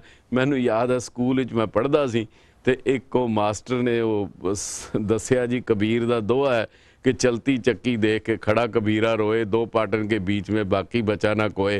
तो उन्हें पूछा मुंडे नूं कि दस इहदा की मतलब की हुंदा? कहता जी, इस शेर को लिखने वाले मरहूम शायर कवि पाटन जी हैं, जो कह रहे हमारी गली का लौंडा कबीर आटा पिसाने चक्की पे गया, उसका हाथ चक्की में फंस गया, रो रहा है, इसलिए कवि कहता है चलती चक्की के पास कभी नहीं खड़ा होना चाहिए। वो कहता जी नहीं खड़े होएंगे। सो जे मतलब उस चीज़ ਨੂੰ ਸਮਝਣ ਲਈ ਜਿੰਨੀ ਮਤਲਬ ਵਿਦਿਆ ਹੈ, ਕੋਈ ਵੀ ਚੀਜ਼। ਹੁਣ ਇੱਥੇ ਮੰਨ ਲਓ ਮੈਂ ਇੱਕ ਸਿੱਧੀ ਲਕੀਰ ਮਾਰਾਂ ਤੇ ਜਿਹਨੂੰ ਨਹੀਂ ਉਰਦੂ ਆਉਂਦੀ ਉਹਨੇ ਕਹਿਣਾ ਪਤਾ ਨਹੀਂ ਕੀ ਹੈ, ਜਿਹਨੂੰ ਆਉਂਦੀ ਹੈ ਤੇ ਉਹ ਕਹੇਗਾ ਜੀ ਅਲਫ ਹੈਗਾ, ਸਿੱਧੀ ਗੱਲ। ਸੋ ਦਿੱਕਤ ਇਹ ਹੈ, ਜਿਹੜੀਆਂ ਬਾਕੀ ਵਿਦਿਆ, ਸਾਇੰਸ ਹੈ, ਮੈਡੀਸਨ ਹੈ, ਹੋਰ ਜਿੰਨੀਆਂ ਵੀ ਆਰਟ ਹੈ, ਕ੍ਰਾਫਟ ਹੈ, ਕਈ ਖਿੱਤੇ ਹੈ, ਹਰ ਇੱਕ ਦੀ ਪੜ੍ਹਾਈ ਹੈ। ਸੋ ਗੁਰਬਾਣੀ ਦੀ ਵਿਆਕਰਣ, ਗੁਰਬਾਣੀ ਦੀ ਵਿਆਖਿਆ, ਗੁਰਬਾਣੀ ਦੇ ਸ਼ਬਦਾਰਥ ਦੀ ਵੀ ਆਪਣੀ ਹੈ। ਉਹ ਦਿੱਕਤ ਇਹ ਹੋ ਜਾਂਦੀ ਹੈ ਜਦੋਂ ਕੋਈ ਦੂਜੀ ਦੁਨਿਆਵੀ ਪੜ੍ਹਾਈ ਕਰ ਲਵੇ, ਜਾਂ ਜਿਹਨੇ ਕੁਝ ਵੀ ਨਹੀਂ ਕੀਤੀ ਤੇ ਆਪਣੇ ਆਪ ਨੂੰ ਭਾਵੇਂ ਜਿਹੜੇ ਮਰਜ਼ੀ ਉਹ ਟਾਈਟਲ ਦੇ ਲਵੇ, ਤੇ ਉਹ ਕਵੇ ਜੀ ਮੈਂ ਹੁਣ ਇਹਦਾ ਵੀ ਵਿਆਖਿਆਕਾਰ ਹੋ ਜਾਵਾਂ, ਇੱਕ ਤਾਂ ਉਹ ਬੜਾ ਦਿੱਕਤ ਹੋ ਜਾਂਦੀ ਹੈ, ਤੇ ਦੂਜੀ ਖਾਲੀ ਭੇਖ ਕਰਕੇ ਵੀ ਹੋ ਜਾਏ ਕਿ ਇਹ ਸ਼ਾਇਦ ਇਸ ਨੂੰ ਵੀ ਆਂਦਾ ਹੋਏਗਾ। ਉਹਦੇ ਤੇ ਮੈਨੂੰ ਉਹਦੀ ਗੱਲ ਯਾਦ ਆਂਦੀ ਹੈ, ਉਹ ਬੰਦਾ ਕਹਿੰਦਾ ਜੀ ਇਹ ਜਨਾਬ ਇਹ ਖੱਤ ਪੜ੍ਹ ਦੋ, ਕਹਿੰਦਾ ਮੈਨੂੰ ਨਹੀਂ ਪੜ੍ਹਨਾ ਆਂਦਾ, ਕਹਿੰਦਾ ਲੈ ਐਡਾ ਵੱਡਾ ਤੁਰਾ ਲਾਇਆ ਤੇ ਖੱਤ ਨਹੀਂ ਪੜ੍ਹਨਾ ਆਂਦਾ, ਕਹਿੰਦਾ ਤੁਰਾ ਤੂੰ ਲਾ ਲੈ ਆਪੇ ਪੜ੍ਹ ਲੈ। ਗੱਲ ਤਾਂ ਇਹ ਹੈ ਕਿ ਜਿਹੜੀ ਵਿਦਿਆ ਹੈ, ਸੋ ਗੁਰੂ ਗੋਬਿੰਦ ਸਿੰਘ ਸਾਹਿਬ ਨੂੰ ਸਮਝਣ ਲਈ ਉਹ ਸਾਰਾ ਜੀਵਨ ਹੀ ਦੇਖੋ ਉਹਨਾਂ ਦਾ ਇਤਨਾ ਵਚਿੱਤਰ ਹੈ। ਔਰ ਤੁਸੀਂ ਹੈਰਾਨ ਹੋਵੋਗੇ ਕਿ 21 ਸਾਲ ਦੀ ਅਵਸਥਾ ਵਿੱਚ, 21 ਸਾਲ ਦੀ ਅਵਸਥਾ ਤੱਕ ਗੁਰੂ ਸਾਹਿਬ ਨੇ ਅੱਧ ਤੋਂ ਵੱਧ ਜਿਹੜਾ ਹੈ ਦਸਮ ਜਿਹੜੀ ਸਾਰੀ ਰਚਨਾ ਕਰ ਲਈ ਸੀ 21 ਸਾਲ ਦੀ ਉਮਰ ਵਿੱਚ। ਇੱਕ ਬਹੁਤ ਵੱਡਾ ਸੁਨੇਹਾ, 21 ਸਾਲ ਦੀ ਅਵਸਥਾ ਦੇ ਵਿੱਚ ਗੁਰੂ ਸਾਹਿਬ ਨੇ ਕ੍ਰਿਸ਼ਨ ਅਵਤਾਰ ਲਿਖ ਲਿਆ ਸੀ, ਔਰ ਉਸ ਕ੍ਰਿਸ਼ਨ ਅਵਤਾਰ ਦੇ ਵਿੱਚ ਮੁਸਲਮਾਨ ਨਾਮ ਹੈਗੇ ਆ, ਖੜਗ ਸਿੰਘ ਨਾਮ ਹੈਗਾ, ਠੀਕ ਹੈ ਨਾ, ਤੇ ਅਜਾਇਬ ਖਾਨ ਨਾਮ ਹੈਗਾ, ਮੁਸਲਮਾਨਾਂ ਦੇ ਨਾਮ ਹੈ। ਗੱਲ ਕ੍ਰਿਸ਼ਨ ਅਵਤਾਰ ਦੀ ਹੋ ਰਹੀ ਹੈ ਤੇ ਉਹਦੇ ਵਿੱਚ ਨਾਂ ਜਿਹੜੇ ਆ ਉਹ ਮੁਸਲਮਾਨ ਨਾਂ ਹੈਗੇ ਆ, ਦੂਜੇ ਨਾਮ ਹੈਗੇ ਆ। ਔਰ 2 ਸਾਲ ਦੇ ਬਾਅਦ ਤੁਸੀਂ ਦੇਖੋ ਉਹਨਾਂ ਦੀ ਦੂਰਅੰਦੇਸ਼ੀ। 2 ਸਾਲ ਦੇ ਬਾਅਦ ਜਦੋਂ ਭੰਗਾਣੀ ਦਾ ਯੁੱਧ ਹੁੰਦਾ, ਪਹਾੜੀ ਰਾਜਿਆਂ ਦੇ ਨਾਲ ਮੁਸਲਮਾਨ ਖੜੇ ਆ, ਮੁਗਲ ਖੜੇ ਆ, ਔਰ ਇਹਨਾਂ ਦੇ ਨਾਲ ਕੁਝ ਚੰਗੇ ਨਾਵਾਂ ਨਾਲ ਵੀ ਪੀਰ ਬੁੱਧੂ ਸ਼ਾਹ ਵਰਗੇ ਉਹ ਖੜੇ ਹੈਗੇ ਆ। ਸੋ ਇੱਕ ਸੁਨੇਹਾ ਸੀ, ਤਾਂ ਹੀ ਕਰਕੇ ਗੁਰੂ ਸਾਹਿਬ ਨੇ ਕਿਹਾ ਨਾ ਦਸਮ ਕਥਾ ਭਗਵਤ ਕੀ ਬਾਖਾ ਕਰੀ ਬਣਾਏ, ਅਵਰ ਵਾਸਨਾ ਨਾਹੀ ਪ੍ਰਭ ਧਰਮ ਯੁੱਧ ਕੋ ਜਾਏ। ਸੋ ਗੁਰੂ ਸਾਹਿਬ ਦਾ ਕੁਝ ਵੀ ਲਿਖਣਾ, ਕੋਈ ਵੀ ਕਲਮ ਚੁੱਕਣੀ, 2 ਚੀਜ਼ਾਂ ਦੇਗ ਤੇਗ ਫਤਿਹ। ਭਾਈ ਕਾਹਨ ਸਿੰਘ ਕਹਿੰਦੇ ਇਹਦਾ ਮਤਲਬ ਹੈ ਸਿੰਘਾਂ ਦੀ ਕਿਰਪਾਨ ਤੇ ਕੜਛੀ ਹਿਲਦੀ ਰਹਿਣੀ ਚਾਹੀਦੀ ਹੈ। ਦੇਗ ਤੇਗ ਫਤਿਹ ਦਾ ਮਤਲਬ ਹੈ ਕਿਰਪਾਨ ਤੇ ਕੜਛੀ ਹਿਲਦੀ ਰਹਿਣੀ ਚਾਹੀਦੀ ਹੈ। ਪਰ ਫਿਰ ਵੀ ਇਹ ਤੁਹਾਡੀਆਂ ਗੱਲਾਂ ਸੁਣ ਕੇ ਇੱਕ ਸਵਾਲ ਜਿਹੜਾ ਮਨ 'ਚ ਪੈਦਾ ਫੇਰ ਹੁੰਦਾ ਕਿ 21 ਸਾਲਾਂ ਦੀ ਉਮਰ ਦੇ ਵਿੱਚ ਦਸਮ ਗ੍ਰੰਥ ਦੀ ਜਿਹੜੀ ਸਿਰਜਣਾ ਕੀਤੀ, ਸੰਪੂਰਨ ਕਰ ਦਿੱਤਾ, ਸੰਪੂਰਨ ਨਹੀਂ ਤੇ ਅੱਧਾ ਕਰ ਦਿੱਤਾ, ਉਹਦੇ ਵਿੱਚ ਫਿਰ ਵੀ ਵੇਖ ਲਓ ਕਿ ਅੱਜ ਉਸੇ ਦਸਮ ਗ੍ਰੰਥ ਨੂੰ ਲੈ ਕੇ ਆਪਣੀ ਸਿੱਖ ਕੌਮ ਦੇ ਵਿੱਚ 2 ਫਾੜ ਹੋਏ ਬੈਠੇ ਆ। ਨਹੀਂ, ਕੋਈ ਕੌਮ ਵਿੱਚ ਕੋਈ 2 ਫਾੜ ਨਹੀਂ, ਪਰ ਉਹ ਵੀ ਮੰਨਦੇ ਆ ਕਿ ਅਸੀਂ ਦਸਮ ਗ੍ਰੰਥ ਨੂੰ ਨਹੀਂ ਮੰਨਦੇ, ਅਸੀਂ ਗੁਰੂ ਗ੍ਰੰਥ ਸਾਹਿਬ ਨੂੰ ਮੰਨਦੇ ਆ। ਗੁਰੂ ਗ੍ਰੰਥ ਸਾਹਿਬ ਦੇ ਅੱਗੇ ਮੱਥਾ ਟੇਕਣਾ, ਦਸਮ ਗ੍ਰੰਥ ਦਾ ਇਹ ਮਸਲਾ ਜਿਹੜੇ ਉੱਠੇ ਆ, ਕਿਉਂਕਿ ਇਹ ਤਾਂ ਮੈਂ ਕਹਿ ਰਿਹਾ ਕਿ ਜਿਹੜੇ ਮਸਲੇ ਉੱਠਦੇ ਆ ਇਹਨਾਂ ਦਾ ਕਾਰਨ ਕੀ ਹੈ? ਕਾਰਨ ਦੱਸਿਆ ਮੈਂ ਤਾਂ ਦੱਸਦਾ ਕਿ ਉਹ ਕਬੀਰ ਦਾ ਦੋਹਾ ਪੜਨ ਦੀ ਜਿਹੜੀ ਹੈ ਉਹੀ ਚੀਜ਼, ਉਹੀ ਜਿਹਨੂੰ ਸਮਝ ਨਹੀਂ ਆਏਗੀ ਉਹੀ ਮੈਂ ਹੁਣ ਤੁਹਾਨੂੰ ਦੱਸਦਾ। ਹੁਣ ਮੈਂ ਤੁਹਾਨੂੰ ਇੱਕ ਛੋਟਾ ਜਿਹਾ ਹਵਾਲਾ ਦਿੰਦਾ, ਛੋਟਾ ਜਿਹਾ ਹਵਾਲਾ। ਬੜਾ ਮੈਂ ਬਹਿਸ ਨਹੀਂ, ਫਿਰ ਬਹਿਸ ਵਾਲੀ ਮੈਂ ਤੁਹਾਨੂੰ ਸ਼ੁਰੂ ਕਿਹਾ ਕਿ ਮੈਂ ਨਹੀਂ, ਕਿਉਂਕਿ ਗੁਰੂ ਸਾਹਿਬ ਵੇਲੇ ਵੀ ਜਿਹੜੇ ਕਈ ਵਾਰੀ ਹੁੰਦਾ ਕਿ ਜਦੋਂ ਈਜ਼ੀ ਵੇ ਕਿਸੇ ਨੂੰ ਸਮਝਾ ਦੇਣਾ, ਮੈਂ ਸਮਝਾ, ਉਹੀ ਮੈਂ ਬੇਨਤੀ ਕਰ ਰਿਹਾ। ਬਹੁਤ ਵਧੀਆ। ਦੇਖੋ ਗੱਲ ਇਹ ਹੈਗੀ ਹੈ ਕਿ ਗੁਰੂ ਸਾਹਿਬ ਨੇ ਬੜੇ ਹੁਕਮ ਦਿੱਤੇ ਆ। UNO, ਮੈਂ ਇੱਕ ਛੋਟਾ ਜਿਹਾ ਐਗਜ਼ਾਮਪਲ ਲੈ ਲਾਂ। UNO ਬੜੇ ਰੈਜ਼ੋਲੂਸ਼ਨ ਪਾਸ ਕਰਦੀ ਹੈ, ਦੁਨੀਆ ਦੀ ਸਭ ਤੋਂ ਵੱਡੀ ਇੱਕ ਤਾਕਤਵਰ ਇੱਕ ਸੰਸਥਾ ਹੈ, ਸਭ ਕੁਝ ਹੈ, ਪਰ ਉਹਨਾਂ ਕੋਲ ਫਿਜ਼ੀਕਲ ਪਾਵਰ ਨਹੀਂ ਹੈ ਕਿ ਉਹ ਕਿਸੇ ਮੁਲਕ ਨੂੰ ਜ਼ਬਰਦਸਤੀ ਲਾਗੂ ਕਰਵਾ ਦੇ। ਗੁਰੂ ਦੇ ਹੁਕਮ ਹੈ, ਬੜੇ ਹੁਕਮ ਹੈਗੇ ਗੁਰੂ ਦੇ, ਸ਼ਰਾਬ ਨਾ ਪੀਓ, ਠੀਕ ਹੈ ਨਾ, ਗੁਰੂ ਦਾ ਹੁਕਮ ਹੈ ਨਾ, ਸੱਚ ਬੋਲੋ, ਬੋਲੀਏ ਸੱਚ, ਧਰਮ ਝੂਠ ਨਾ ਬੋਲੀਏ। ਹੁਣ ਜਿਹੜਾ ਨਹੀਂ ਮੰਨਦਾ ਉਹਦੇ ਤੇ ਫਿਜ਼ੀਕਲ ਤਾਕਤ ਤੇ ਨਹੀਂ ਨਾ ਵਰਤੀ ਜਾ ਸਕਦੀ। ਹਾਂਜੀ ਹਾਂਜੀ, ਪਹਿਲੀ ਗੱਲ ਤਾਂ ਇਹ ਹੈਗੀ ਹੈ, ਠੀਕ ਹੈ ਨਾ। ਤਾਂ ਹੀ ਕਰਕੇ ਕਿਹਾ ਹੈ ਕਿ ਗਾਵੀਏ, ਸੁਣੀਏ, ਮਨ ਰੱਖੀਏ ਪਾਓ। ਉਹਨੂੰ ਮਨ 'ਚ ਰੱਖਣਾ, ਸਮਝਣਾ, ਉਸਦੇ ਤੇ ਅਮਲ ਕਰਨਾ, ਉਸਦੇ ਤੇ ਬਾਅਦ ਦੀ ਅਵਸਥਾ ਆਉਂਦੀ ਹੈ ਨਾ। ਤੇ ਜਿਹੜੀ ਗੁਰੂ ਗੋਬਿੰਦ ਸਿੰਘ ਸਾਹਿਬ ਦੀ ਜਿਹੜੀ ਬਾਣੀ ਹੈ, ਮਹਿੰਗੀ ਬਾਣੀ ਹੈ। ਮਹਿੰਗੀ ਬਾਣੀ ਦਾ ਮੈਂ ਇਸ ਕਰਕੇ ਕਹਿ ਰਿਹਾ ਕਿ ਉਹਦੇ ਵਿੱਚ ਬ੍ਰਜ ਵੀ ਹੈ, ਸੰਸਕ੍ਰਿਤ ਵੀ ਹੈ, ਉਹਦੇ ਵਿੱਚ ਹਿੰਦੀ ਦੇ ਵੀ ਹੈ, ਪਰਸ਼ੀਅਨ ਵੀ ਹੈ, ਅਰਬਿਕ ਵੀ ਹੈ, ਸੰਸਕ੍ਰਿਤ ਵੀ ਹੈ। ਹੁਣ ਇੱਕ ਛੋਟਾ ਜਿਹਾ ਹੈਗਾ, ਦੁਨੀਆ ਨੇ ਗੁਰੂ ਸਾਹਿਬ ਨੂੰ ਸਮਝਣ ਲਈ ਨਾ ਉਹਨਾਂ ਦੀ ਤੇ ਇੰਨੀ ਵਿਸ਼ਾਲਤਾ ਹੈ, ਇਤਨੀ ਵਿਸ਼ਾਲਤਾ ਹੈ, ਜਿਹਨੂੰ ਮੈਂ ਜ਼ਿਕਰ ਕਰਦਾ ਉਹਨਾਂ ਅਲੇ ਯਾਰ ਖਾ ਜੋਗੀ ਨੇ ਕਿਹਾ, ਕਹਿੰਦਾ ਕਰਤਾਰ ਕੀ सौगंध है, नानक की कसम है, जितनी भी हो तारीफ गोविंद की वो कम है, हर चंद मेरे हाथ में पुरजोर कलम है, सतगुर के लिखूं वसफ कहाँ ताबे रकम है, एक आंख से क्या बुलबुला कुल बहर को देखे, सागर को या मझधार को या लहर को देखे। सो नहीं हो सकता।